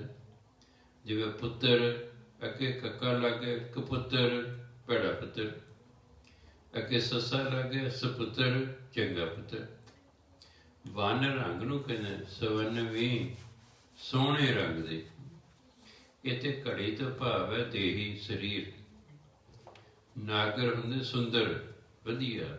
ਲੱਜ, ਆਪਾਂ ਜੇ ਰੱਸੀ ਬੰਨੀ ਦੀ ਘੜੇ ਨੂੰ, ਪਾਣੀ ਕੱਢਣ ਲਈ ਖੂਹ 'ਚ, ਉਹਨੂੰ ਲੱਜ ਕਹਿੰਦੇ। ਕਹਿੰਦੇ ਸੋਹਣਾ ਸਰੀਰ ਹੈ, ਇਹ ਕਿਸ ਦਿਨ ਟੁੱਟ ਜਾਣਾ। ਜਿਹੜੇ ਸਵਾਸਾਂ ਰੂਪੀ ਲੱਜ ਹੈ, ਇਹ ਵੀ ਟੁੱਟ ਜਾਣੀ ਹੈ। ਸਵਾਸਾਂ ਘਰ ਨਹੀਂ ਚੱਲਦਾ। ਇਹ ਜਿਹੜਾ ਘੜਾ ਹੈ, ਜਿਹੜਾ ਸਰੀਰ ਹੈ, ਇਹ ਸਾਡੇ ਸਵਾਸਾਂ ਕਾਰਨ ਹੀ ਚੱਲ ਰਿਹਾ। ਸਵਾਸਾਂ ਰੂਪੀ ਲੱਜ ਇਹਦੇ ਨਾਲ ਟੁੱਟ ਜਾਣੀ, ਰੱਸੀ ਟੁੱਟ ਜਾਣੀ ਹੈ। ਇਸ ਘੜੇ ਨੇ, ਭਾਵ ਇਸ ਸਰੀਰ ਨੇ, ਭਾਵੇਂ ਕਿੰਨੇ ਹੀ ਸੋਹਣੇ, ਇਹਨੇ ਵੀ ਇੱਕ ਦਿਨ ਟੁੱਟ ਜਾਣਾ, ਮਰ ਜਾਣਾ। ਉਹਨੇ ਬਾਅਦ ਅਜ਼ਰਾਈਲ ਫਰਿਸ਼ਤਾ, ਫਿਰ ਮੌਤ ਦਾ ਜਿਹੜਾ ਦੇਵਤਾ ਹੈ, ਭਾਵ ਯਮਰਾਜ ਜੋ ਹੈ, ਕਹਿ ਕਰ ਨਾਠੀ ਅੱਜ, ਫਿਰ ਉਸ ਘਰ 'ਚ ਪ੍ਰਾਹੁਣਾ ਬਣ ਕੇ ਆਵੇਗਾ। ਫਿਰ ਜਿਹੜੀ ਜਿੰਦ ਹੈ, ਉਹਨੂੰ ਕੱਢ ਕੇ ਲੈ ਜਾਏਗਾ। ਉਸ ਨੂੰ ਫਿਰ ਉਹ ਕੱਢ ਕੇ ਲੈ ਜਾਏਗਾ। ਭਾਵ ਇਹ ਇਨਸਾਨ, ਭਾਵੇਂ ਤੇਰਾ ਸਰੀਰ ਸੋਹਣਾ ਹੈ, ਤੇਰੇ ਸਵਾਸਾਂ ਰੂਪੀ ਲੱਜ ਵੀ ਬੜੀ ਸੋਹਣੀ ਹੈ, ਪਰ ਇੱਕ ਦਿਨ ਮੌਤ ਦੇ ਦੇਵਤੇ ਨੇ ਆਉਣਾ, ਤੇਰੀ ਜਿੰਦ ਕੱਢ ਕੇ ਲੈ ਜਾਣੀ। ਤਾਂ ਸਮਝਾਇਆ ਕੀ ਹੈ ਕਿ ਆਪਣੇ ਸਰੀਰ ਦਾ ਮਾਣ ਨਹੀਂ ਕਰਨਾ, ਮੇਰਾ ਬੜਾ ਸੋਹਣਾ ਸਰੀਰ ਹੈ, ਮੈਨੂੰ ਬੜੇ ਵਧੀਆ ਸਵਾਸ ਆ ਰਹੇ ਨੇ। ਕਈਆਂ ਦਾ ਸਾਹ ਔਖੇ ਹੁੰਦੇ ਨੇ, ਕਈਆਂ ਸਭ ਕੁਝ ਠੀਕ ਆ ਰਿਹਾ। ਕਹਿੰਦੇ ਇਹਨਾਂ ਦਾ ਮਾਣ ਨਹੀਂ ਕਰਨਾ, ਕਿਉਂਕਿ ਮੌਤ ਦੇ ਦੇਵਤੇ ਨੇ ਆ ਜਾਣਾ ਤੇ ਉਹਨੇ ਜਿੰਦ ਕੱਢ ਕੇ ਲੈ ਜਾਣੀ। ਉਹ ਤੇ ਇੱਕ ਪ੍ਰਾਹੁਣਾ ਹੈ। ਪ੍ਰਾਹੁਣਾ ਸਦਾ ਨਹੀਂ ਘਰ 'ਚ ਰਿਹਾ ਕਰਦਾ, ਥੋੜ੍ਹੇ ਸਮੇਂ ਲਈ ਆਉਂਦਾ ਹੈ, ਫਿਰ ਵਾਪਸ ਚਲਾ ਜਾਂਦਾ ਹੈ। ਇਸ ਮੌਤ ਦਾ ਫਰਿਸ਼ਤਾ ਜਿਹੜਾ ਹੈ, ਇਹ ਕਹਿੰਦੇ ਉਸ ਘਰ ਦੇ ਵਿੱਚ ਪ੍ਰਾਹੁਣਾ ਬਣ ਕੇ ਜਾਏਗਾ। ਭਾਵ ਇਸ ਜਿੰਦ ਨੂੰ ਉਹਨੇ ਲੈ ਜਾਣਾ ਹੈ। ਵਾਰੀ ਵਾਰੀ ਮੌਤ ਯਾਦ ਕਰਾਈਏ ਵੀ ਕਿਸੇ ਤਰ੍ਹਾਂ ਬੰਦੇ ਨੂੰ ਸੋਝੀ ਆ ਜਾਵੇ, ਮੈਂ ਇੱਕ ਦਿਨ ਮਰ ਜਾਣਾ ਹੈ। ਤੇ ਸਮਾਂ ਵੀ ਕੋਈ ਨਿਸ਼ਚਿਤ ਨਹੀਂ ਵੀ ਕਦੋਂ ਮਰਨਾ ਹੈ। ਕਿਸੇ ਨੂੰ ਕੋਈ ਗਿਆਨ ਨਹੀਂ ਕਿ ਉਹਨੇ ਕਿੰਨੇ ਸਾਲ ਜਿਉਂਦੇ ਰਹਿਣਾ ਹੈ। ਬ੍ਰਹਮ ਗਿਆਨੀ ਤੋਂ ਬਿਨਾਂ ਆਮ ਕਿਸੇ ਬੰਦੇ ਨੂੰ ਕੋਈ ਪਤਾ ਨਹੀਂ ਹੁੰਦਾ ਵੀ ਉਹਨੇ ਕਿਸ ਦਿਨ ਮਰ ਜਾਣਾ। ਹਾਂ, ਬ੍ਰਹਮ ਗਿਆਨ ਤਾਂ ਐਡਵਾਂਸ ਪਤਾ ਲੱਗ ਜਾਂਦਾ, ਮੈਂ ਪੁਰਾਣੀ ਤਰੀਕ ਨੂੰ ਇੰਨੇ ਵੱਜ ਗਏ, ਇੰਨੇ ਮਿੰਟ 'ਤੇ ਮਰਨਾ, ਉਹਦਾ ਪਤਾ ਹੁੰਦਾ। ਪਰ ਜੋ ਬ੍ਰਹਮ ਗਿਆਨੀ ਨਹੀਂ, ਉਂਝ ਸਾਧ ਹੈ ਕੋਈ, ਤਾਂ ਉਹਨੂੰ ਵੀ ਨਹੀਂ ਪਤਾ ਲੱਗਣਾ ਕਿਤੇ ਮਰਨਾ ਉਸਨੇ। ਬਹੁਤ ਸਾਰੇ ਹੁਣ ਡੇਰਿਆਂ 'ਚ ਸੰਤ ਮਹਾਤਮਾ ਰਹਿੰਦੇ ਨੇ, ਉਹਨਾਂ ਨੂੰ ਪਤਾ ਹੀ ਨਹੀਂ ਕਿ ਉਹਨੇ ਕਦੋਂ ਮਰਨਾ। ਨਹੀਂ ਤਾਂ ਜਾਂਦੇ ਪ੍ਰਬੰਧ ਕਰ ਜਾਣ ਡੇਰੇ ਦਾ ਕਿ ਸਾਡੇ ਤੋਂ ਬਾਅਦ ਭਾਈ ਫਲਾਣਾ ਡੇਰੇ ਦਾ ਮਾਲਕ ਹੋਵੇਗਾ, ਤੁਸੀਂ ਸਾਰਿਆਂ ਨੇ ਇਹਦੇ ਆਖੇ ਲੱਗਣਾ। ਜੀ ਕਹਦੇ ਤੁਹਾਡੇ ਡੇਰੇ 'ਤੇ ਰਹੋ, ਨਹੀਂ ਚਲੇ ਜਾ ਸਕਦੇ। ਉਹਨਾਂ ਨੂੰ ਪਤਾ ਨਹੀਂ ਹੁੰਦਾ, ਉਹ ਅਚਾਨਕ ਮਰ ਜਾਂਦੇ ਨੇ, ਮਗਰੋਂ ਫਿਰ ਰੌਲੇ ਪੈਂਦੇ ਨੇ। ਸੋ ਜਿਹੜੇ ਬ੍ਰਹਮ ਗਿਆਨੀ ਹੁੰਦੇ ਨੇ ਉਹਨਾਂ ਨੂੰ ਤਾਂ ਗਿਆਨ ਹੁੰਦਾ ਕਿ ਬਾਕੀ ਕਿਸੇ ਨੂੰ ਕੋਈ ਪਤਾ ਨਹੀਂ। ਇਹ ਜਿਹੜਾ ਸੋਹਣਾ ਸਰੀਰ ਰੂਪੀ ਘੜਾ ਹੈ, ਬੜੀ ਸੋਹਣੀ ਰੱਸੀ ਲੱਜ ਸਵਾਸਾਂ ਦੀ ਬਣੀ ਹੋਈ ਹੈ, ਇਹਨੇ ਇੱਕ ਦਿਨ ਟੁੱਟ ਜਾਣਾ ਹੈ। ਤੇ ਫਿਰ ਅਜ਼ਰਾਈਲ ਜਿਹੜਾ ਮੌਤ ਦਾ ਫਰਿਸ਼ਤਾ ਹੈ, ਦੇਵਤਾ ਹੈ, ਇਹਨੇ ਪ੍ਰਾਹੁਣਾ ਬਣ ਕੇ ਸਾਡੇ ਜਿੰਦ ਕੱਢ ਕੇ ਲੈ ਜਾਣੀ ਹੈ। ਇਸ ਲਈ ਸਮਝਾਇਆ ਕਿ ਭਾਈ ਜਿੰਨਾ ਸਮਾਂ ਜਿਉਂਦੇ ਹੋ ਸਮੇਂ ਦੀ ਠੀਕ ਵਰਤੋਂ ਕਰੋ, ਭਜਨ ਬੰਦਗੀ ਕਰੋ, ਇਹੀ ਕੰਮ ਆਉਣੀ ਹੈ। ਬਾਕੀ ਸੰਸਾਰ ਦੀ ਕੋਈ ਚੀਜ਼ ਤੁਹਾਡੇ ਮਰਨ ਵੇਲੇ ਕੰਮ ਨਹੀਂ ਆਉਣੀ। ਮਰਨ ਵੇਲੇ ਤੇ ਮਰਨ ਤੋਂ ਬਾਅਦ ਇਹ ਪਰਮਾਤਮਾ ਦਾ ਨਾਮ ਜਿਹੜਾ ਜਪਿਆ ਹੈ, ਬਾਣੀ ਪੜ੍ਹੀ ਹੈ, ਇਹੀ ਮਨੁੱਖ ਦੇ ਕੰਮ ਹੁੰਦੀ ਹੈ। ਇਹੀ ਉਹਨੂੰ ਜਮਦੂਤਾਂ ਤੋਂ ਛਡਾਉਂਦੀ ਹੈ। ਜਿਹੜੇ ਲੋਕ ਭਜਨ ਬੰਦਗੀ ਨਹੀਂ ਕਰਦੇ ਉਹਨਾਂ ਨੂੰ ਤਾਂ ਫਿਰ ਜਮਦੂਤ ਲੈਣ ਆਉਂਦੇ ਨੇ। ਤੇ ਜੇ ਭਜਨ ਬੰਦਗੀ ਕਰਨ ਵਾਲਿਆਂ ਨੂੰ ਗਲਤੀ ਨਾਲ ਜਮਦੂਤ ਲੈਣ ਵੀ ਆ ਜਾਣ, ਉਹ ਫਿਰ ਕੁਛ ਨਹੀਂ ਕਹਿੰਦੇ, ਉਹ ਆਰਾਮ ਨਾਲ ਜਿੱਦ ਕੱਢ ਕੇ ਲੈ ਜਾਂਦੇ ਹਨ, ਕਿਉਂਕਿ ਭਜਨ ਬੰਦਗੀ ਕੀਤੀ ਹੁੰਦੀ। ਤੇ ਬਾਣੀ 'ਚ ਲਿਖਿਆ ਹੋਇਆ ਪਰਮਾਤਮਾ ਨੇ ਹੁਕਮ ਕੀਤਾ ਹੋਇਆ ਯਮਰਾਜ ਨੂੰ, ਧਰਮਰਾਜ ਨੂੰ ਕਿਹਾ ਵੀ ਤੇਰਾ ਯਮਰਾਜ ਜਿਹੜਾ ਹੈ ਉਹ ਕਿਸੇ ਨਾਮ ਜਪਣ ਵਾਲੇ ਕੋਲ ਨਹੀਂ ਜਾਣਾ ਚਾਹੀਦਾ। ਧਰਮਰਾਜ ਨੇ ਯਮਰਾਜ ਨੂੰ ਕਹਿਤਾ ਕਿ ਜਿਹੜਾ ਬੰਦਾ ਪਰਮਾਤਮਾ ਦਾ ਨਾਮ ਜਪਦਾ, ਤੇਰੇ ਜਮਦੂਤ ਉਹਦੇ ਕੋਲ ਨਹੀਂ ਜਾਣੇ ਚਾਹੀਦੇ, ਉਹਨੂੰ ਲੈਣ ਨਹੀਂ ਜਾਣਾ ਚਾਹੀਦਾ। ਜੇ ਕਿ ਤੂੰ ਗਲਤੀ ਨਾ ਭੇਜਦਾ ਉਹਨਾਂ ਨੂੰ, ਫਿਰ ਪਰਮਾਤਮਾ ਨੇ ਤੇਰੀ ਪੁੱਛ ਪੜਤਾਲ ਕਰਨੀ ਤੇ ਮੇਰੀ ਵੀ ਕਰਨੀ। ਇਸ ਲਈ ਨਾਮ ਜਪਣ ਵਾਲੇ ਨੂੰ ਜਮ ਨਹੀਂ ਲੈਣ ਆਉਂਦੇ। ਤੇ ਜੇ ਆ ਜਾਣ ਬੜੇ ਆਰਾਮ ਨਾਲ, ਪਿਆਰ ਸਤਿਕਾਰ ਨਾਲ ਉਹਨੂੰ ਲੈ ਕੇ ਜਾਂਦੇ ਹਨ, ਕਿਉਂਕਿ ਉਹਨੇ ਨਾਮ ਜਪਿਆ ਹੁੰਦਾ ਹੈ। ਇਸ ਲਈ ਜਿਹੜਾ ਪਰਮਾਤਮਾ ਦਾ ਨਾਮ ਹੈ, ਇਹੀ ਮਨੁੱਖ ਦੇ ਜਿਉਂਦਿਆਂ ਵੀ ਤੇ ਮਰਨ ਤੋਂ ਬਾਅਦ ਵੀ ਇਹੀ ਕੰਮ ਉਸਦੇ ਹੁੰਦਾ ਹੈ। ਜਿਉਂਦਿਆਂ ਜਪਾਂਗੇ ਤਾਂ ਨਾਮ ਜਪਣ ਦੇ ਕਿੰਨੇ ਲਾਭ ਨੇ। ਜਿਵੇਂ ਕਹਿੰਦੇ ਇੱਕ ਰੁੱਖ 100 ਸੁੱਖ, ਇੱਕ ਰੁੱਖ ਬੀਜ ਲਓ ਤਾਂ 100 ਪ੍ਰਕਾਰ ਦਾ ਸੁੱਖ ਮਿਲਦਾ ਹੈ। ਛਾਂ ਵੀ ਮਿਲੇਗੀ, ਹਰਿਆਵਲ ਵੀ ਮਿਲੇਗੀ, ਆਕਸੀਜਨ ਵੀ ਮਿਲੇਗੀ, ਖਾਦ ਵੀ ਮਿਲੇਗੀ, ਫਲ ਵੀ ਮਿਲਣਗੇ, ਕਿੰਨਾ ਕੁਛ ਮਿਲਦਾ ਇੱਕ ਦਰਖਤ ਬੀਜਿਆ ਕਰ। ਇਸੇ ਤਰ੍ਹਾਂ ਜਿਹੜਾ ਆਪਾਂ ਨਾਮ ਜਪਦੇ ਹਾਂ, ਤਾਂ ਕਦੇ ਸੁਖਮਨੀ ਸਾਹਿਬ ਦੀ ਪਹਿਲੀ ਅਸ਼ਟਪਦੀ ਪੜ੍ਹੋ। ਪਹਿਲੀ ਤੇ ਦੂਜੀ 2 ਅਸ਼ਟਪਦੀਆਂ ਦੇ ਵਿੱਚ ਨਾਮ ਦੇ ਕਿਤਨੇ ਹੀ ਲਾਭ ਲਿਖੇ ਹੋਏ ਹਨ ਕਿ ਨਾਮ ਜਪਣ ਨਾਲ ਆਹ ਮਿਲੇਗਾ, ਆਹ ਮਿਲੇਗਾ, ਆਹ ਮਿਲੇਗਾ, ਆਹ ਮਿਲੇਗਾ। ਬੰਦਾ ਪੜ੍ਹ ਕੇ ਹੈਰਾਨ ਹੋ ਜਾਂਦਾ ਵੀ ਹੈ ਇਹ ਨਾਮ ਬਾਣੀ ਦੇ ਇਤਨੇ ਲਾਭ ਨੇ। ਤੇ ਜੋ ਵਾਕਈ ਪ੍ਰੈਕਟੀਕਲ ਕਰਨ ਲੱਗ ਜਾਏ, ਕਿਉਂਕਿ ਮਨ ਦੀ ਤਸੱਲੀ ਉਹਨਾਂ ਚਿਰ ਨਹੀਂ ਹੁੰਦੀ ਜਿੰਨਾ ਚਿਰ ਬੰਦਾ ਕਿਸੇ ਗੱਲ ਦਾ ਪ੍ਰੈਕਟੀਕਲ ਨਹੀਂ ਕਰਦਾ, ਵੀ ਉਸ ਤਰ੍ਹਾਂ ਕਰਕੇ ਨਹੀਂ ਵੇਖਦਾ। ਜਿਹੜਾ ਇਹ ਪੜ੍ਹ ਲੈਣਾ ਕਿ ਪ੍ਰਭ ਕੈ ਸਿਮਰਨ ਰਿੱਧ ਸਿੱਧ ਨੌ ਨਿਧ, ਪ੍ਰਭ ਕੈ ਸਿਮਰਨ ਗਿਆਨ ਧਿਆਨ ਤਤ ਬੁੱਧ, ਪੜ੍ਹ ਲੈ ਵੀ ਪਰਮਾਤਮਾ ਦਾ ਸਿਮਰਨ ਕਰਨਾ ਧਨ ਦੌਲਤ ਮਿਲਦਾ ਹੈ, ਪਰਮਾਤਮਾ ਦਾ ਸਿਮਰਨ ਕਰਨਾ ਰੱਬੀ ਸ਼ਕਤੀਆਂ ਮਿਲਦੀਆਂ ਹਨ। ਇੰਨਾ ਕੁਝ ਨਾਮ ਜਪਣ ਨੂੰ ਮਿਲਦਾ। ਮਨੁੱਖ ਫਿਰ ਵੀ ਦੁਖੀ ਹੈ ਕਿਉਂਕਿ ਉਹਦਾ ਪ੍ਰੈਕਟੀਕਲ ਨਹੀਂ ਕਰਦਾ। ਨਾਮ ਨਹੀਂ ਜਪਦਾ ਘੰਟਿਆਂ ਬੱਧੀ, ਘੰਟਿਆਂ ਬੱਧੀ ਨਾਮ ਜਪੋ, ਸਾਲਾਂ ਬੱਧੀ ਜਪੋ, ਫਿਰ ਉਹਦਾ ਜਿਹੜਾ ਨਤੀਜਾ ਨਿਕਲੇਗਾ ਉਹ ਉਹੀ ਨਿਕਲੇਗਾ ਜੋ ਬਾਣੀ 'ਚ ਲਿਖਿਆ ਹੋਇਆ ਹੈ। ਜੇ ਅਸੀਂ ਜਿਹੜਾ ਪੜ੍ਹਾਂਗੇ ਤੇ ਉਹਦਾ ਪ੍ਰੈਕਟੀਕਲ ਨਹੀਂ ਕਰਦੇ, ਫਿਰ ਉਹ ਨਤੀਜਾ ਨਹੀਂ ਨਿਕਲਦਾ। ਬੱਚੇ ਨੇ ਪੜ੍ਹ ਲਿਆ ਕਿ ਮਿਹਨਤ ਕਰਨ ਨਾਲ ਪਾਸ ਹੋਈਦਾ, ਪੜ੍ਹ ਤਾਂ ਲਿਆ, ਪਰ ਉਹ ਮਿਹਨਤ ਨਹੀਂ ਕਰਦਾ। ਇਸ ਲਈ ਉਹਨੂੰ ਕੀ ਪਤਾ ਕਿ ਮਿਹਨਤ ਕਰਨਾ ਬਾਕੀ ਬੰਦਾ ਪਾਸ ਹੁੰਦਾ। ਜੋ ਮਿਹਨਤ ਕਰਦੇ ਪਾਸ ਹੋ ਜਾਏਗਾ, ਉਹ ਕਹੇਗਾ ਹਾਂ ਭਾਈ ਮਿਹਨਤ ਕਰਨਾ ਪਾਸ ਹੁੰਦਾ ਬੰਦਾ। ਫਿਰ ਉਹ ਇਹ ਗੱਲ ਦੂਜਿਆਂ ਨੂੰ ਵੀ ਬੜੇ ਮਾਣ ਨਾਲ ਕਹਿ ਸਕਦਾ ਕਿ ਭਾਈ ਤੁਸੀਂ ਮਿਹਨਤ ਕਰੋ, ਤੁਸੀਂ ਪਾਸ ਹੋ ਜਾਓਗੇ। ਗੁਰੂ ਮਹਾਰਾਜ ਨੇ ਬੜੇ ਮਾਣ ਨਾਲ ਲਿਖਿਆ ਬਾਣੀ ਦੇ ਵਿੱਚ ਕਿ ਭਾਈ ਨਾਮ ਜਪਣ ਨਾਲ ਆਹ ਕੁਛ ਮਿਲਦਾ ਹੈ। ਫਿਰ ਹੋਰ ਤਾਂ ਹੋਰ ਜਿਹੜੀ ਬਾਣੀ ਹੈ ਇਹ 'ਚ ਉਨੀ ਹੀ ਤਾਕਤ ਹੈ। ਬਾਣੀ ਦੀ ਤੁਸੀਂ ਕੋਈ ਲਾਈਨ ਲੈ ਲਓ, ਉਹਦੇ ਵਿੱਚ ਜੋ ਲਿਖਿਆ ਹੋਇਆ ਹੈ ਉਸੇ ਲਾਈਨ ਨੂੰ ਵਾਰੀ-ਵਾਰੀ ਪੜ੍ਹੀ ਜਾਓ, ਜੋ ਉਹਦੇ ਵਿੱਚ ਲਿਖੋ ਉਹੀ ਤੁਹਾਨੂੰ ਮਿਲ ਜਾਊ। ਮੰਨ ਲਓ ਲਿਖਿਆ ਪ੍ਰਭ ਕੈ ਸਿਮਰਨ ਰਿੱਧ ਸਿੱਧ ਨੌ ਨਿਧ। ਪਰਮਾਤਮਾ ਦਾ ਸਿਮਰਨ ਕਰਨਾ ਰਿੱਧੀਆਂ ਸਿੱਧੀਆਂ ਨੌ ਨਿਧੀਆਂ ਮਿਲਦੀਆਂ ਹਨ। ਪਾਪ ਧਨ ਦੌਲਤ ਮਿਲਦਾ। ਤੁਸੀਂ ਉਂਝ ਤਾਂ ਕਿ ਜਿਹੜਾ ਸਿਮਰਨ ਕਰੇਗਾ ਉਹਨੂੰ ਮਿਲਦਾ ਹੈ, ਪਰ ਤੁਸੀਂ ਇਸੇ ਲਾਈਨ ਦਾ ਸਿਮਰਨ ਕਰੀ ਜਾਓ। ਪ੍ਰਭ ਕੈ ਸਿਮਰਨ ਰਿੱਧ ਸਿੱਧ ਨੌ ਨਿਧ, ਪ੍ਰਭ ਸਿਮਰਨ ਰਿੱਧ ਸਿੱਧ ਨੌ ਨਿਧ, ਪ੍ਰਭ ਕੈ ਸਿਮਰਨ ਰਿੱਧ ਸਿੱਧ ਨੌ ਨਿਧ, ਪ੍ਰਭ ਕੈ ਸਿਮਰਨ ਰਿੱਧ ਸਿੱਧ ਨੌ ਨਿਧ। ਸਮਾਂ ਪਾ ਕੇ ਜੋ ਇਹਦੇ ਵਿੱਚ ਲਿਖੋ ਹੀ ਮਿਲ ਜਾਊ। ਇਹਦੇ ਤਜਰਬੇ ਹੋਏ ਹਨ। ਐਵੇਂ ਨਹੀਂ ਲਿਖਿਆ ਹੋਇਆ ਵੀ ਹਾਂ ਐਵੇਂ ਕਿ ਲਿਖਿਆ ਹੈ। ਇਹ ਇੱਕੋ ਲਾਈਨ ਤੁਹਾਡੀ ਗਰੀਬੀ ਦੂਰ ਕਰ ਸਕਦੀ। ਗਰੀਬ ਇੱਕੋ ਹੀ ਲਾਈਨ ਹੈ, ਪ੍ਰਭ ਕੈ ਸਿਮਰਨ ਰਿੱਧ ਸਿੱਧ ਨੌ ਨਿਧ। ਅਰਥ ਕੀ ਹੈ ਕਿ ਪਰਮਾਤਮਾ ਦਾ ਸਿਮਰਨ ਕਰਨਾ ਰਿੱਧੀਆਂ ਸਿੱਧੀਆਂ ਨੌ ਨਿਧੀਆਂ ਮਿਲਦੀਆਂ। ਰਿੱਧੀਆਂ ਮਿਲਦੇ ਰਿੱਧ ਸਿੱਧੀ ਧਨ ਦੌਲਤ ਸੁੱਖਾਂ ਦੇ ਜਿਹਨੇ ਖਜ਼ਾਨੇ ਨੇ ਉਹ ਪ੍ਰਾਪਤ। ਬਸ ਇਸੇ ਲਾਈਨ ਦਾ ਜਾਪ ਕਰਦੇ ਰਹੋ, ਉੱਠਦੇ ਬੈਠਦੇ ਤੁਰਦੇ ਫਿਰਦੇ, ਉਹ ਤੁਹਾਨੂੰ ਹੌਲੀ ਹੌਲੀ ਤੁਸੀਂ ਅਮੀਰ ਹੋਣਾ ਸ਼ੁਰੂ ਕਰ ਦਿਓ। ਕਿਉਂ? ਜਿਹੜਾ ਕੰਮ ਕਰੋਗੇ ਉਸੇ 'ਚ ਬਰਕਤ ਹੋ ਜਾਏਗੀ। ਜਿਹੜਾ ਵੀ ਕੰਮ ਤੁਸੀਂ ਕਰੋਗੇ ਉਸੇ 'ਚ ਹੀ ਬਰਕਤ ਹੋ ਜਾਏਗੀ। ਪਰ ਇਹ ਤਾਂ ਹੀ ਹੋਏਗੀ ਜੇ ਅਸੀਂ ਉਹਦਾ ਪ੍ਰੈਕਟੀਕਲ ਕਰਕੇ ਦੇਖਾਂਗੇ ਉਸ ਲਾਈਨ ਦਾ।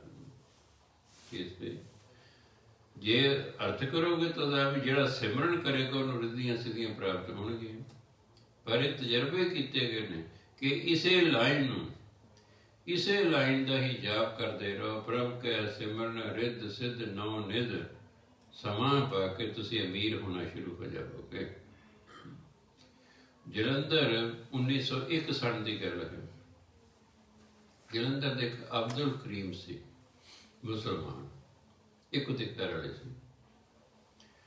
ਕਈ ਵਾਰੀ ਕੀਤਾ ਐਸਾ ਸਮਾਂ ਹੁੰਦਾ ਰੁਜ਼ਗਾਰ ਹੀ ਨਹੀਂ ਮਿਲਦਾ ਬੰਦੇ ਨੂੰ। ਜਿਵੇਂ ਅੱਜ ਕੱਲ੍ਹ ਨੌਕਰੀਆਂ ਦੀ ਕਿੰਨੀ ਕਮੀ ਮਿਲਦੀਆਂ ਨੇ, ਬੱਚੇ ਪੜ੍ਹੇ ਲਿਖੇ ਫਿਰੀ ਜਾਂਦੇ ਨੇ।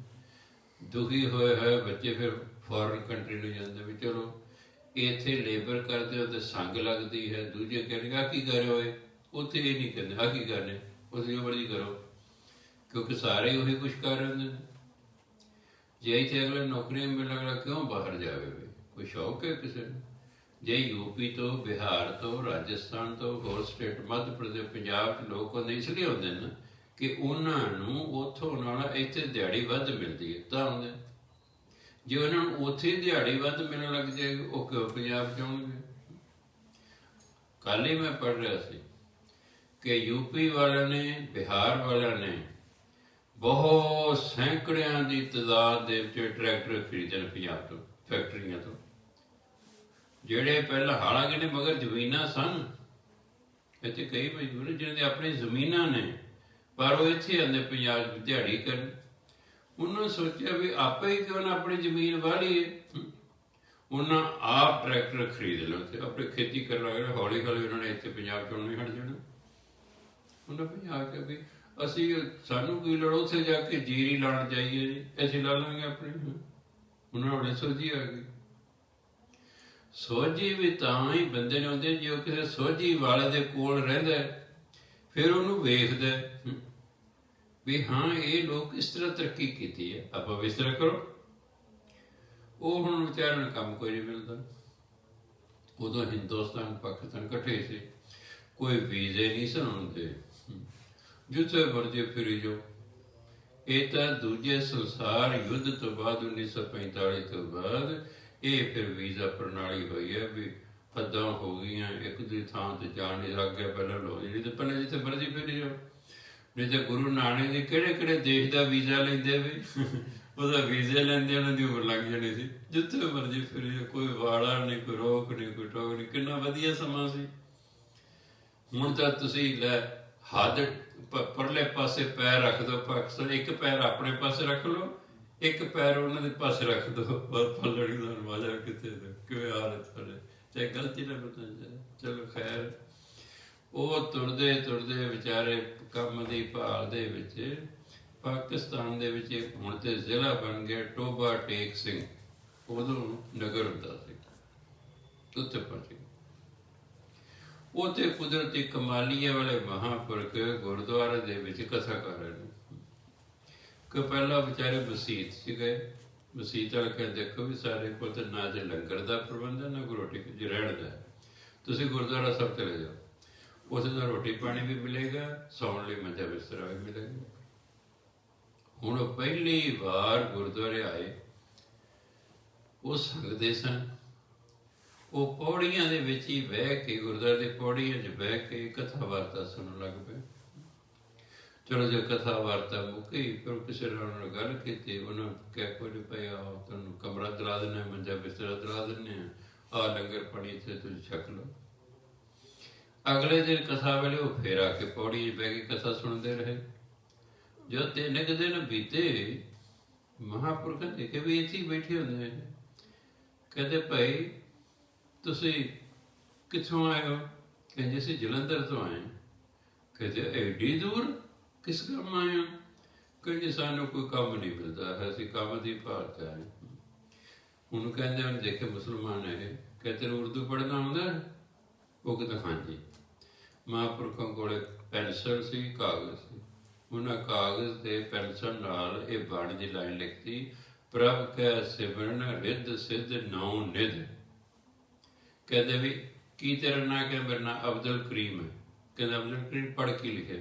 ਉਹਨੇ ਪੜ੍ਹਤਾ, ਪ੍ਰਭ ਕੈ ਸਿਮਰਨ ਰਿੱਧ ਸਿੱਧ ਨੌ ਨਿਧ। ਕਿ ਸੁਣ, ਜਦੋਂ ਤੂੰ ਸਵੇਰੇ ਜਾਗ ਪਵੇਂ, ਉਦੋਂ ਤੋਂ ਲੈ ਕੇ ਰਾਤ ਸੌਣ ਤੱਕ ਤੂੰ ਇਸੇ ਲਾਈਨ ਦਾ ਜਾਪ ਕਰਦੇ ਰਹਿਣਾ, ਤੈਨੂੰ ਰੁਜ਼ਗਾਰ ਮਿਲ ਜਾਏਗਾ। ਚਲੋ ਜੀ, ਅੱਗੋਂ ਵੀ ਪੱਕਾ ਸੀ। ਉਹਨੇ ਅਗਲੇ ਦਿਨ ਤੋਂ ਸ਼ੁਰੂ ਕਰਤਾ। ਜਦੋਂ 5-6 ਦਿਨ ਲੰਘੇ, ਇੱਕ ਫੌਜੀ ਅਫਸਰ ਗੁਰਦੁਆਰੇ 'ਚ ਨਿਕਲਿਆ ਹੈ। ਉਹਨੇ ਦੇਖਿਆ ਰੋਜ਼ ਇੱਥੇ ਬੈਠਾ ਹੁੰਦਾ। ਉਹਨੂੰ ਕਹਿੰਦੇ ਭਾਈ ਤੂੰ ਇੱਥੇ ਕਿੱਥੋਂ ਆਏ? ਜੀ ਮੈਂ ਜਲੰਧਰ ਤੋਂ ਆਇਆ। ਕਿਉਂ ਆਏ ਐਡੀ ਦੂਰ? ਮੈਂ ਜੀ ਕੰਮ ਦੀ ਭਾਲ 'ਚ ਆਇਆ। ਕਹਿੰਦੇ ਅੱਛਾ, ਤੈਨੂੰ ਕੰਮ ਚਾਹੀਦਾ? ਕਹਿੰਦਾ ਹਾਂ ਜੀ। ਕਹਿੰਦਾ ਮੈਨੂੰ ਸਰਕਾਰ ਨੇ 50 ਕਿੱਲੇ ਜ਼ਮੀਨ ਦਿੱਤੀ, ਮੈਂ ਫੌਜੀ ਅਫਸਰ ਹਾਂ, ਮੈਂ ਬੰਦੇ ਰੱਖੇ ਹੋਏ ਨੇ, ਖੇਤੀਬਾੜੀ ਉਹ ਕਰਦੇ ਨੇ, ਮੈਂ ਉਹਨਾਂ ਦੇ ਉੱਤੇ ਤੈਨੂੰ ਲਾ ਦਿੰਦਾ, ਉਹਨਾਂ ਦੀ ਨਿਗਰਾਨੀ ਲਈ। ਤੈਨੂੰ ਮੈਂ ਖੇਤ ਵਿਖਾਵਾਂ। ਖੇਤ 'ਚ ਕਮਰਾ ਬਣਿਆ ਹੋਇਆ ਸੀ। ਕਹਿੰਦੇ ਭਾਈ ਤੁਸੀਂ ਮੀਆਂ ਬੀਵੀ ਇੱਥੇ ਰਹਿ ਲਓ। ਨੌਕਰ ਸਾਰੇ ਸੱਦ ਲਏ। ਕਹਿੰਦੇ ਭਾਈ ਇਹ ਜਿਹੜਾ ਹੈ ਤੁਹਾਡਾ ਕੰਮ ਦੇਖੂਗਾ, ਤੁਸੀਂ ਕੀ ਠੀਕ ਕਰ ਰਹੇ ਹੋ, ਗਲਤ ਕਰ ਰਹੇ ਹੋ, ਇਹ ਤੁਹਾਡੇ ਉੱਤੇ ਹੈਗਾ, ਇਹ ਤੁਹਾਡਾ ਕੰਮ ਧੰਦਾ ਵੇਖੇਗਾ। ਚਲੋ ਜੀ।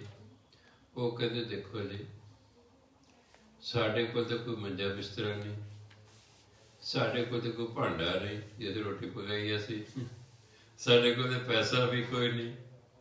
ਉਹ ਕਹਿੰਦਾ ਅੱਛਾ ਚਲੋ ਮੰਜਾ ਬਿਸਤਰਾ ਤਾਂ ਮੈਂ ਘਰੋਂ ਦੇ ਦੇਣਾ ਤੁਹਾਨੂੰ, ਠੀਕ ਹੈ, ਤੇ 1 ਮਹੀਨੇ ਦੀ ਤਨਖਾਹ ਮੈਂ ਤੁਹਾਨੂੰ ਪਹਿਲਾਂ ਦੇ ਦੇਣਾ, ਉਹਦਾ ਤੁਸੀਂ ਆਪਣਾ ਰਾਸ਼ਨ ਪਾਣੀ ਖਰੀਦ ਲਿਆ। ਚਲੋ ਜਿਹੜੀ ਤਨਖਾਹ ਨਿਸ਼ਚਿਤ ਕੀਤੀ ਸੀ ਉਹਨੇ ਦੇਤੀ। ਉਹ ਆਪਣਾ ਰਾਸ਼ਨ ਪਾਣੀ ਖਰੀਦ ਲੈ ਗਏ, ਉੱਥੇ ਰਹਿਣ ਲੱਗ ਪਏ। ਇਹ ਨਹੀਂ ਕਿ ਮੈਨੂੰ ਕੰਮ ਮਿਲ ਗਿਆ ਪਾਠ ਬੰਦ ਕਰ ਦੇਣ।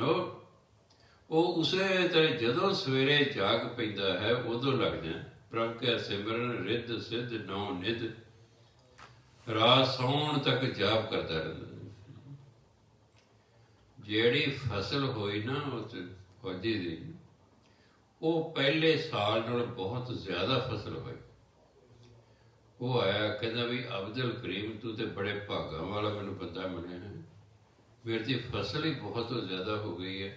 ਉਹਨੂੰ ਖੁਸ਼ ਹੋ ਕੇ ਤਨਖਾਹ ਵਧਾਤੀ ਉਹਦੀ। ਉਹ ਫਿਰ ਵੀ ਪਾਠ ਕਰਦਾ ਰਿਹਾ। ਅਗਲੇ ਜਿਹੜੇ ਹਾੜੀ ਸਣ ਦੀ ਫਸਲ ਹੈ ਉਹ ਪਹਿਲੇ ਨਾਲ ਵੀ ਜ਼ਿਆਦਾ ਹੋਈ, ਉਹਨੇ ਹੋਰ ਤਨਖਾਹ ਵਧਾਤੀ। 4-5 ਸਾਲ ਐਂ ਬੀਤ ਗਏ।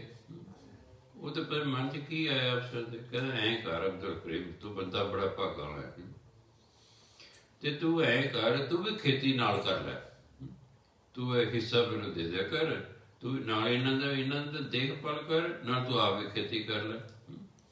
ਉਹ ਕਹਿੰਦੇ ਮੇਰੇ ਕੋਲ ਤਾਂ ਇੰਨੇ ਪੈਸੇ ਨਹੀਂ ਹੈ ਬਲਦ ਖਰੀਦੇ। ਕਹਿੰਦਾ ਕੋਈ ਮੈਂ ਤੈਨੂੰ ਨਾ 1-2 ਤਨਖਾਹਾਂ ਐਡਵਾਂਸ ਦੇ ਦੇਣਾ, ਤੂੰ ਬਲਦ ਖਰੀਦ ਲੈ, ਹਲ ਖਰੀਦ ਲੈ।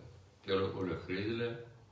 ਉਹਨੇ ਅੰਦਾਜ਼ਾ ਲਾ ਲਿਆ ਵੀ ਇੰਨੀ ਕੁ ਖੇਤੀ ਆਪ ਕਰ ਸਕਦਾ ਹੈ। ਉਹਨੂੰ ਉਨੇ ਕਿੱਲੇ ਉਸਨੂੰ ਜ਼ਮੀਨ ਦੇ ਦਿੱਤੀ, ਇਹ ਤੂੰ ਖੇਤੀ ਕਰ ਤੇ ਮੈਨੂੰ ਇੰਨਾ ਹਿੱਸਾ ਵਿੱਚੋਂ ਦੇ ਦਿਆ ਕਰ। ਨਾਲੇ ਇਹ ਤੈਨੂੰ ਤਨਖਾਹ ਤਾਂ ਮਿਲੇਗੀ, ਕੰਮ ਧੰਦਾ ਵੇਖਦੇ ਰਹਿਣਾ। ਲੋ ਜੀ, ਐਂ ਕਰਦਿਆਂ ਹੁਣ ਦਾਤੇ ਦੀ ਕਿਰਪਾ ਹੋ ਗਈ, ਘਰ ਪੁੱਤਰ ਵੀ ਹੋ ਗਿਆ ਹੈ। ਸਮਾਂ ਪਾ ਕੇ ਹੌਲੀ ਹੌਲੀ ਜਿਹੜਾ ਹੈ ਉਹਨੇ ਘਰ ਪੱਕਾ ਪਾ ਲਿਆ। ਫਿਰ ਦੂਜਾ ਲੜਕਾ ਵੀ ਹੋ ਗਿਆ ਹੈ। ਫਿਰ ਉਹਨੇ ਇੱਕ ਬਲਦਾਂ ਦੀ ਜੋੜੀ ਹੋਰ ਖਰੀਦ ਲਈ, ਉਹਤੇ ਨੌਕਰ ਰੱਖ ਲਿਆ ਨਾਲ ਹਲ ਵਾਹੁਣ ਨੂੰ। ਐਂ 10 ਸਾਲ ਬੀਤ ਗਏ ਉਸਨੂੰ। ਉਹਨੂੰ ਸ਼ਹਿਰ 'ਚ ਕਿਤੇ ਕੰਮ ਸੀ। ਉਹ ਜਦੋਂ ਦੂਜੇ ਸ਼ਹਿਰ 'ਚ ਗਿਆ, ਉਹਨੇ ਦੇਖਿਆ ਬਾਜ਼ਾਰ 'ਚ ਨਾ ਉਹ ਕਮਾਲੀਆ ਵਾਲੇ ਮਹਾਂਪੁਰਖ ਫਿਰਦੇ। ਉਹਨੇ ਜਾ ਕੇ ਮੱਥਾ ਟੇਕਿਆ। ਕਹੇ ਜੀ ਤੁਸੀਂ ਮੈਨੂੰ ਪਹਿਚਾਣਿਆ? ਕਹਿੰਦੇ ਨਾ ਪਏ। ਕਹੇ ਜੀ ਅੱਜ ਤੋਂ 10 ਸਾਲ ਪਹਿਲਾਂ ਗੁਰਦੁਆਰਾ ਟੋਭਾ ਟੇਕ ਸਿੰਘ, ਮੈਂ ਜਲੰਧਰ ਦਾ ਮੁਸਲਮਾਨ ਅਬਦੁਲ ਕਰੀਮ। ਕਹਿੰਦੇ ਅੱਛਾ, ਉਹ ਜਿਹਨੂੰ ਕਲਾਮ ਦਿੱਤਾ ਸੀ ਮੈਂ। ਮੁਸਲਮਾਨ ਮੰਤਰ ਨੂੰ ਕਲਾਮ ਕਹਿੰਦੇ ਨੇ।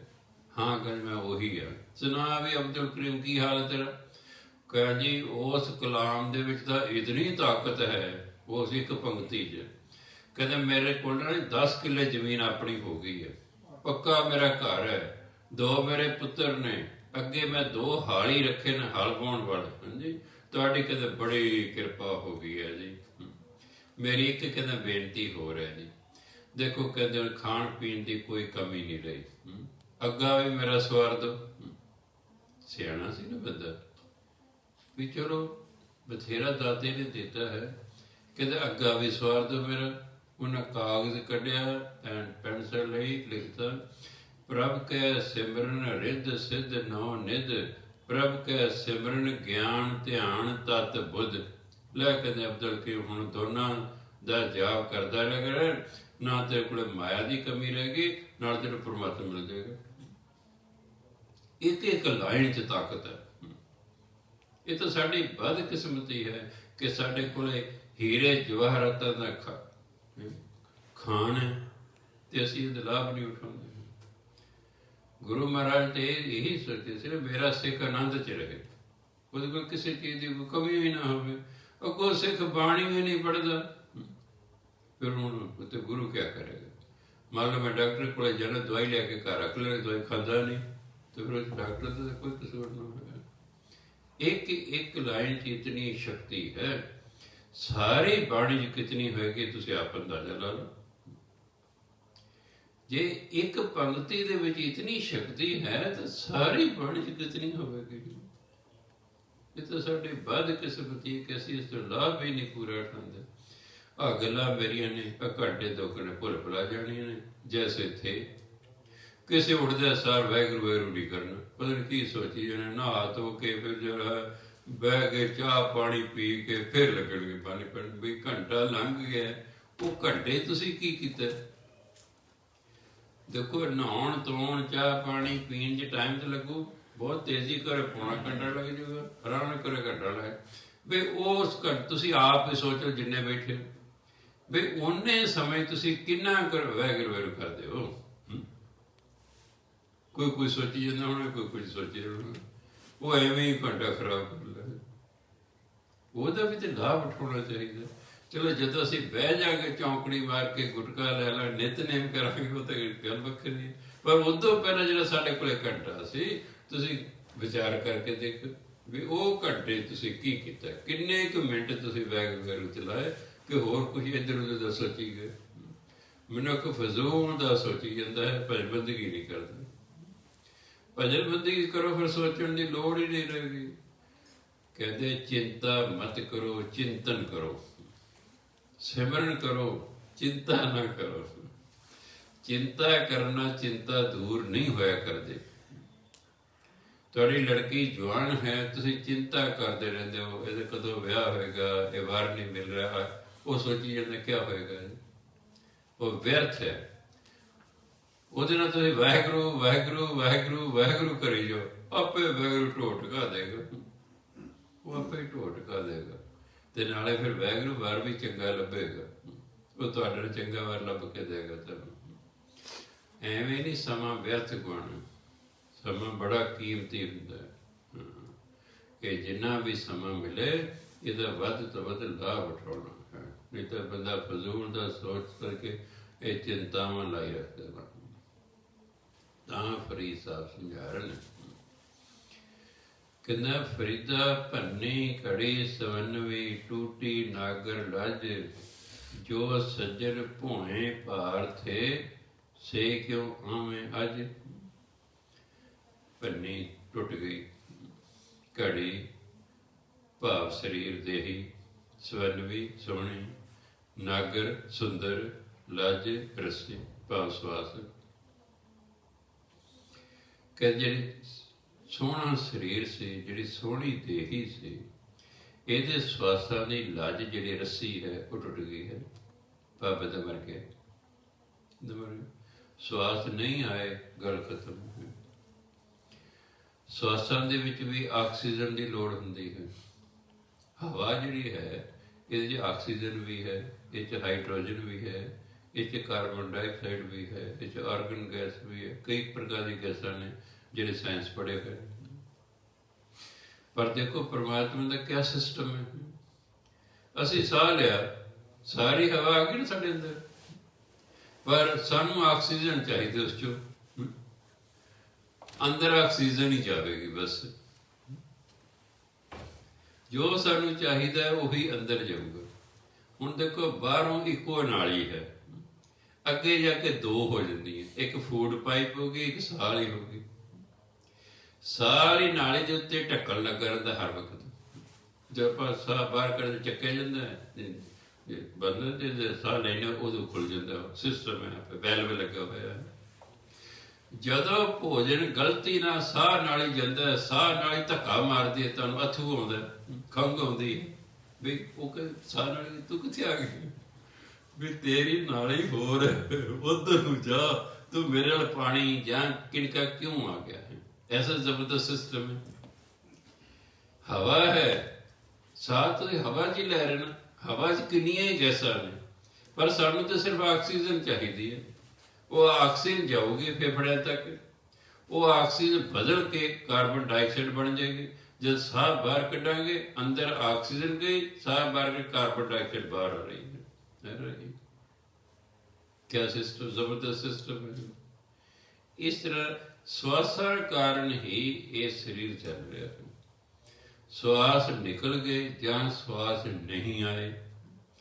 ਹੁਣ ਬਿਮਾਰ ਬੰਦੇ ਨੂੰ ਕਿਉਂ ਵੈਂਟੀਲੇਟਰ ਤੇ ਲਿਟਾਉਂਦੇ? ਸਿਰਫ ਉਹਨੂੰ ਆਕਸੀਜਨ ਦੇਣ ਲਈ। ਬਈ ਉਹਨੂੰ ਸਾਹ ਲੈਣਾ ਔਖਾ ਹੋ ਰਿਹਾ, ਇਹਦਾ ਮਤਲਬ ਉਹ ਆਕਸੀਜਨ ਦੀ ਜੇ ਕਮੀ ਹੋ ਗਈ ਹੈ।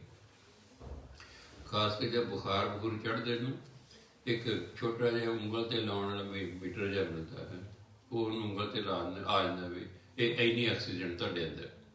100 ਚਾਹੀਦੀ ਹੁੰਦੀ ਹੈ, ਇਹ 95 ਹੈ ਜੀ, 90 ਹੈ। ਜੇ ਆ ਜਾਏ ਨਾ 70-75 ਦੇ, ਤੇ ਕਹਿੰਦੇ ਹੁਣ ਇਹਨੂੰ ਵੈਂਟੀਲੇਟਰ ਤੇ ਪਾਉਣਾ ਪਏਗਾ, ਇਹਨੂੰ ਸਾਹ ਨਹੀਂ ਠੀਕ ਆ ਰਿਹਾ। ਆਹ ਜਿਹੜਾ ਕਰੋਨਾ ਜਿਹਨਾਂ ਨੂੰ ਹੁੰਦਾ, ਆਹੀ ਸਿੱਪ ਹੈ। ਕਰੋਨਾ ਜਿਹੜਾ ਸਾਡੇ ਫੇਫੜਿਆਂ ਨੂੰ ਜਕੜ ਦਿੰਦਾ, ਉਹ ਸਾਹ ਹੀ ਨਹੀਂ ਲੈਣ ਦਿੰਦਾ। ਉਂਝ ਸਾਨੂੰ ਉਸ ਤਰ੍ਹਾਂ ਸਾਹ ਆ ਨਹੀਂ ਰਿਹਾ, ਇਸ ਲਈ ਵੈਂਟੀਲੇਟਰ ਤੇ ਲਿਟਾ ਕੇ ਸਾਨੂੰ ਬਨੌਟੀ ਸਾਹ ਜਿਹੜਾ ਬਾਹਰ ਆਕਸੀਜਨ ਦਿੱਤੀ ਜਾਂਦੀ ਹੈ, ਵੀ ਤਾਂ ਜੋ ਘੱਟ ਤੋਂ ਘੱਟ ਸਾਹ ਤੇ ਆਉਂਦਾ ਜਿਉਂਦਾ ਤਾਂ ਰਹੇ। ਜਿਹਦੇ ਸਾਹ ਨੇ ਗੱਲ ਖਤਮ ਹੋ ਗਈ। ਕਹਿੰਦੇ ਭਾਈ ਸਾਹ ਜਿਹੜਾ ਹੈ ਨਾ, ਉਹ ਤੇ ਹੋ ਗਿਆ ਸਾਹ ਦੀ ਜਿਹੜੀ ਲੱਜ ਹੈ, ਭਾਵੇਂ ਬੜੀ ਸੁੰਦਰ ਹੈ, ਕਹਿੰਦੇ ਰੱਸੀ ਇਹ ਟੁੱਟ ਗਈ ਹੈ, ਸਰੀਰ ਖਤਮ ਹੋ ਗਿਆ ਹੈ। ਫਿਰ ਕੀ ਹੋਏਗਾ? ਜੋ ਸੱਜਣ ਭੂਏ ਭਾਰ ਥੇ। ਕਈ ਲੋਕ ਨਾ ਧਰਤੀ ਦੇ ਭਾਰ ਹੁੰਦੇ ਨੇ, ਲੋਕ ਕਹਿੰਦੇ ਮਰ ਗਏ ਸ਼ੁਕਰ ਕਰਦੇ ਨੇ, ਮੇਰੇ ਆਪ ਮਗਰੋਂ ਲੱਥਾ। ਹੁਣ ਕਿ ਇਹ ਤਾਂ ਮੈਂ ਧਰਤੀ ਤੇ ਭਾਰ ਸੀ, ਇਸ ਸਮਾਜ ਨੂੰ ਕੋਈ ਲਾਭ ਵੀ ਨਹੀਂ ਇਸ ਤੋਂ ਹੋਇਆ। ਔਰ ਚੋਰ ਹੋਏ, ਡਾਕੂ ਹੋਏ, ਲੁਟੇਰੇ ਹੋਏ, ਠੱਗ ਹੋਏ, ਬਦਮਾਸ਼ ਹੋਏ, ਬਲਾਤਕਾਰੀ ਹੋਏ, ਨਸ਼ਈ ਹੋਏ, ਸਾਰੇ ਦੂਜਿਆਂ ਦੇ ਕਤਲ ਕਰਨ ਵਾਲੇ ਹੋਏ, ਜ਼ੁਲਮ ਕਰਨ ਵਾਲੇ ਹੋਏ, ਭਾਰ ਨੇ ਧਰਤੀ ਤੇ। ਇਸ ਧਰਤੀ ਦੇ ਭਾਰ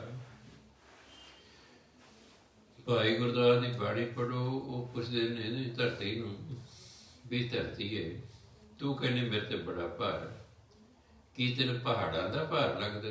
ਕਦੇ ਨਹੀਂ। ਕੀ ਤੈਨੂੰ ਦਰਖਤਾਂ ਦਾ ਭਾਰ ਲੱਗਦਾ? ਕਦੇ ਨਹੀਂ। ਕੀ ਲੋਕਾਂ ਦੇ ਜਿਹੜੇ ਘਰ ਬਿਲਡਿੰਗਾਂ ਨੇ ਇਹਦਾ ਤੈਨੂੰ ਭਾਰ ਲੱਗਦਾ? ਕਦੇ ਨਹੀਂ। ਫਿਰ ਕਹਿੰਦੇ ਤੈਨੂੰ ਕਾਹਦਾ ਭਾਰ ਲੱਗਦਾ? ਕਹਿੰਦੇ ਮੈਨੂੰ ਤਾਂ ਅਕਿਰਤ ਕਣਾਂ ਦਾ ਭਾਰ ਲੱਗਦਾ, ਜਿਹੜੇ ਨਾਮ ਨਹੀਂ ਜਪਦੇ, ਮੈਨੂੰ ਤਾਂ ਉਹਨਾਂ ਦਾ ਭਾਰ ਲੱਗਦਾ। ਤੇ ਜਦੋਂ ਬਹੁਤ ਹੀ ਭਾਰ ਧਰਤੀ ਤੇ ਪੈ ਗਿਆ, ਫਿਰ ਕਿ ਧਰਤੀ ਨੇ ਪੁਕਾਰ ਕੀਤੀ, ਉਹਦੀ ਪੁਕਾਰ ਪਰਮਾਤਮਾ ਤੱਕ ਪਹੁੰਚ ਗਈ। ਪਰਮਾਤਮਾ ਨੇ ਗੁਰੂ ਨਾਨਕ ਨੂੰ ਹੁਕਮ ਕੀਤਾ, ਤੂੰ ਜਾ ਧਰਤੀ ਪੁਕਾਰੇ ਤਾਂ ਭਾਰ ਜਾ ਕੇ ਘਟਾ। ਸੁਣੀ ਪੁਕਾਰ ਦਤਾਰ ਪ੍ਰਭ, ਗੁਰੂ ਨਾਨਕ ਜਗ ਮਾਹੇ ਪਠਾਇਓ।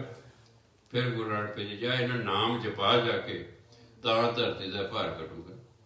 ਕਈ ਲੋਕ ਧਰਤੀ ਦੇ ਬੋਝ ਹੁੰਦੇ ਨੇ, ਭਜਨ ਬੰਦਗੀ ਕਰਨੇ ਨੇ, ਪੁੱਠੇ ਕੰਮ ਕਰਨੇ ਨੇ, ਤਾਂ ਫਿਰ ਜਿਹੜੇ ਤਾਂ ਹੁਣ ਕੇ ਜੋ ਸੱਜਣ ਭੋਏ ਭਾਰ ਥੇ, ਜਿਹੜੇ ਲੋਕ ਧਰਤੀ ਦੇ ਭਾਰ ਸਨ, ਸੇ ਕਿਉਂ ਆਵੇਂ ਅੱਜ, ਉਹ ਮੁੜ ਕੇ ਛੇਤੀ ਛੇਤੀ ਮਨੁੱਖ ਬਣ ਕੇ ਨਹੀਂ ਆਉਂਦੇ। ਫਿਰ ਉਹ ਫਿਰ ਛੇਤੀ ਛੇਤੀ ਮਨੁੱਖਾ ਜੀਵਨ ਧਾਰ ਕੇ ਨਹੀਂ ਆਉਂਦੇ, ਪਤਾ ਨਹੀਂ ਕਿਹੜੀ ਨਖਿੱਧ ਜੂਨੀ 'ਚ ਉਹਨਾਂ ਨੇ ਚਲੇ ਜਾਣਾ ਹੁੰਦਾ। ਤਾਂ ਸਮਝਾਇਆ ਮਨੁੱਖ ਨੂੰ ਕਿ ਭਾਈ ਜਿਸ ਸਰੀਰ ਦਾ ਤੈਨੂੰ ਮਾਣ ਹੈ ਨਾ, ਇਹ ਸਰੀਰ ਨੇ ਇੱਕ ਦਿਨ ਖਤਮ ਹੋ ਜਾਣਾ, ਸਵਾਸ ਵੀ ਵਿੱਚੋਂ ਨਿਕਲ ਜਾਣੇ ਨੇ, ਇਸ ਲਈ ਤੂੰ ਨਾਮ ਜਪ ਲੈ, ਨਹੀਂ ਤੇ ਐਵੇਂ ਧਰਤੀ ਦੇ ਬੋਝ ਹੈ। ਸੋ ਸਾਨੂੰ ਸਮਝਾਇਆ ਵਾਰੀ ਵਾਰੀ, ਜਿਉਂ ਜਿਉਂ ਅਸੀਂ ਵਿਚਾਰ ਕਰਦੇ ਰਹਿੰਦੇ ਹਾਂ, ਫਿਰ ਮਨ 'ਤੇ ਹੌਲੀ ਹੌਲੀ ਅਸਰ ਹੋਣਾ ਸ਼ੁਰੂ ਹੁੰਦਾ ਹੈ ਵੀ ਹਾਂ ਯਾਰ ਵਾਕਈ ਨਾਮ ਜਪਣਾ ਚਾਹੀਦਾ। ਇਹ ਐਵੇਂ ਬਹਾਨੇਬਾਜ਼ੀ ਹੁੰਦੀ ਹੈ ਜੇ ਟਾਈਮ ਨਹੀਂ ਹੈ। ਮੈਂ ਕਹਿੰਦਾ 5 ਮਿੰਟ ਹੈ ਤੇਰੇ ਕੋਲ ਟਾਈਮ, ਕੋਈ ਹਾਂ 5 ਕੁ ਤਾਂ ਹੈਗਾ, ਮੈਂ ਤੂੰ 5 ਮਿੰਟ ਕਰ ਸਮਝ, ਕੱਲ੍ਹ ਨੂੰ 5 ਮਿੰਟ ਤੂੰ ਵਾਹਿਗੁਰੂ ਵਾਹਿਗੁਰੂ ਕਰੀ, ਮਹੀਨਾ 2 ਮਹੀਨੇ ਕਰਦਾ ਰਹਿ, ਕਹਿੰਦਾ ਫਿਰ ਮੈਂ ਤੂੰ ਮਹੀਨੇ ਕੇ ਬਾਅਦ ਬਿਲਕੁਲ ਆਈ ਕਿਉਂ ਵੀ ਹੁਣ ਤੇਰੇ 10 ਮਿੰਟ ਹੈ, ਹਾਂਜੀ 15-20 ਮਿੰਟ ਹੁਣ ਤਾਂ ਮੈਂ ਕਰ ਫਿਰ 15-20 ਮਿੰਟ ਕਰ। ਤੁਸੀਂ ਸ਼ੁਰੂ ਕਰੋ, ਪਰਮਾਤਮਾ ਆਪੇ ਵੇਲ ਦੇਵੇਗਾ, ਕਿਉਂਕਿ ਅਸੀਂ ਪਰਮਾਤਮਾ ਨਹੀਂ ਕਰ ਰਹੇ ਭਜਨ ਬੰਦਗੀ, ਤੇ ਉਹਨੇ ਵੇਲ ਦੇਣੀ ਹੀ ਦੇਣੀ ਹੈ, ਉਹਨੇ ਵੇਲ ਦੇਣੀ ਹੀ ਦੇਣੀ ਹੈ। ਨਾਲੇ ਸਾਡੇ ਕਾਰਜ ਸਵਾਰਨੇ ਨੇ, ਜੋ ਜੜ ਤੁਮਰੀ ਭਗਤ ਕਰੰਤੇ ਜਿਨ ਕੇ ਕਹੇ ਸਵਾਰਥ। ਦੱਸ ਤੁਸੀਂ ਧਿਆਨ ਨਾਲ, ਮੈਂ ਜੋ ਧਿਆਨ ਨਾਲ ਸ਼ੁਰੂ ਬਾਣੀ ਪੜ੍ਹੀ, ਮੈਂ ਇਹ ਤਾਂ ਗੱਲਾਂ ਹੀ ਬੜੀ ਵਧੀਆ ਲਿਖੀ ਹੈ। ਜੇ ਇਕੱਲਾ ਰੱਬ ਕਹਿੰਦਾ ਹਾਂ ਜੀ ਵਾਹਿਗੁਰੂ ਵਾਹਿਗੁਰੂ ਕਰੀ ਜਾਓ, ਮੈਂ ਨਹੀਂ ਤੁਹਾਡਾ ਕੁਛ ਕਰਨਾ, ਤੇ ਕਿਸੇ ਨੂੰ ਕੁਛ ਨਹੀਂ ਸੀ ਕਰਨਾ। ਦੇਖੋ ਅਸੀਂ ਭਾਈ, ਦੇਖੋ ਅਸੀਂ ਸਵਾਰਥੀ ਹਾਂ, ਇਹ 'ਚ ਕੋਈ ਸ਼ੱਕ ਨਹੀਂ, ਹਰ ਬੰਦਾ ਸਵਾਰਥੀ ਹੈ। ਕੋਈ ਚੀਜ਼ ਮੰਗ ਰਿਹਾ, ਕੋਈ ਨਾਮ ਦੀ ਦਾਤ ਮੰਗ ਰਿਹਾ। ਨਾਨਕ ਨਾਮ ਮਿਲੇ ਤਾਂ ਜੀਵਾਂ, ਤਨ ਮਨ ਥੀਵੈ ਹਰਿਆ। ਉਹਨਾਂ ਨੇ ਵੀ ਨਾਮ ਮੰਗਿਆ। ਹਰ ਬੰਦਾ ਪਰਮਾਤਮਾ ਤੋਂ ਕੁਝ ਨਾ ਕੁਝ ਮੰਗ ਰਿਹਾ ਹੈ, ਠੀਕ ਹੈ। ਜਿਹਨੂੰ ਸੋਝੀ ਆ ਜਾਂਦੀ ਉਹ ਨਾਮ ਮੰਗਦਾ ਹੈ। ਕਿਉਂ ਪਤਾ ਹੈ ਨਾਮ ਜੇ ਕੋਲ ਹੋਏਗਾ ਤਾਂ ਧਨ ਦੌਲਤ ਵੀ ਆ ਜਾਏਗਾ, ਬਾਕੀ ਚੀਜ਼ਾਂ ਵੀ ਆ ਜਾਣਗੀਆਂ। ਅਬਦੁਲ ਕਰੀਮ ਨੇ ਨਾਮ ਹੀ ਜਪਿਆ, ਬਾਣੀ ਪੜ੍ਹੀ, ਦੇਖੋ ਵੀਰ ਹੋ ਗਿਆ, ਘਰ ਪੱਕੇ ਹੋ ਗਏ, ਧੀ ਪੁੱਤਰ ਵੀ ਹੋ ਗਏ, ਮੌਜਾਂ ਹੋ ਗਈ, ਜਪੋਗੀ ਨਾਮ। ਜੇ ਤੁਸੀਂ ਜਪੀ ਜਾਓਗੇ ਧਨ ਦੌਲਤ ਵੀ ਮਿਲੂਗਾ, ਨਾਲ ਮੁਕਤੀ ਮਿਲੇਗੀ, ਆਦਰ ਮਾਣ ਵਾਧੂ ਦਾ ਮਿਲੇਗਾ। ਕਈ ਚੀਜ਼ਾਂ ਜਿਹੜੀਆਂ ਨੇ ਨਾ ਉਹ ਉਂਝੀ ਨਾਲ ਮਿਲ ਜਾਂਦੀਆਂ। ਤੁਸੀਂ ਅਮਰੂਦ ਦਾ ਬੂਟਾ ਲਾਇਆ, ਕਦੇ ਨਹੀਂ ਅਮਰੂਦ ਖਾਣ ਲਈ, ਪਰ ਬਾਕੀ 99 ਲਾਭ ਜਿਹੜੇ ਦਰਖਤ ਨੇ ਉਹ ਤਾਂ ਵੈਸੇ ਮਿਲ ਗਏ, ਉਹ ਤਾਂ ਵੈਸੇ ਮਿਲ ਗਏ। 99 ਲਾਭਾਂ ਲਈ ਤੁਸੀਂ ਬੂਟਾ ਨਹੀਂ ਸੀ ਲਾਇਆ, ਤੁਸੀਂ ਇੱਕ ਲਾਭ ਲਈ ਬੂਟਾ ਲਾਇਆ ਸੀ, ਅਮਰੂਦ ਖਾਵਾਂਗੇ, ਬਾਕੀ ਜਿਹੜੇ ਦਰਖਤ ਦੇ ਫਾਇਦੇ ਤਾਂ ਵੈਸੇ ਮਿਲ ਗਏ, ਵੈਸੇ ਮਿਲ ਗਏ। ਇਸ ਲਈ ਤੁਸੀਂ ਨਾਮ ਜਪੀ ਜਾਓ, ਬਸ ਚਿੰਤਾ ਨਾ ਜ਼ਿੰਦਗੀ 'ਚ ਕਰਿਆ ਕਰੋ। ਨਾਨਕ ਚਿੰਤਾ ਮਤ ਕਰੋ, ਚਿੰਤਾ ਤਿਸ ਹੀ ਹੈ। ਜੋ ਤੁਸੀਂ ਉਹਦਾ ਨਾਮ ਜਪੀ ਜਾਓਗੇ ਸਾਰੀ ਚਿੰਤਾ ਉਹਨੂੰ ਹੋ ਜਾਏਗੀ, ਬਸ ਤੁਸੀਂ ਨਿਸ਼ਚਿੰਤ ਹੋਗੇ। ਨਹੀਂ ਨਾਮ ਜਪੋਗੇ ਤੁਹਾਡੀ ਚਿੰਤਾ ਲੱਗੀ ਰਹੇਗੀ, ਉਹ ਚੰਗਾ ਲੱਗੇ ਰਹੋ,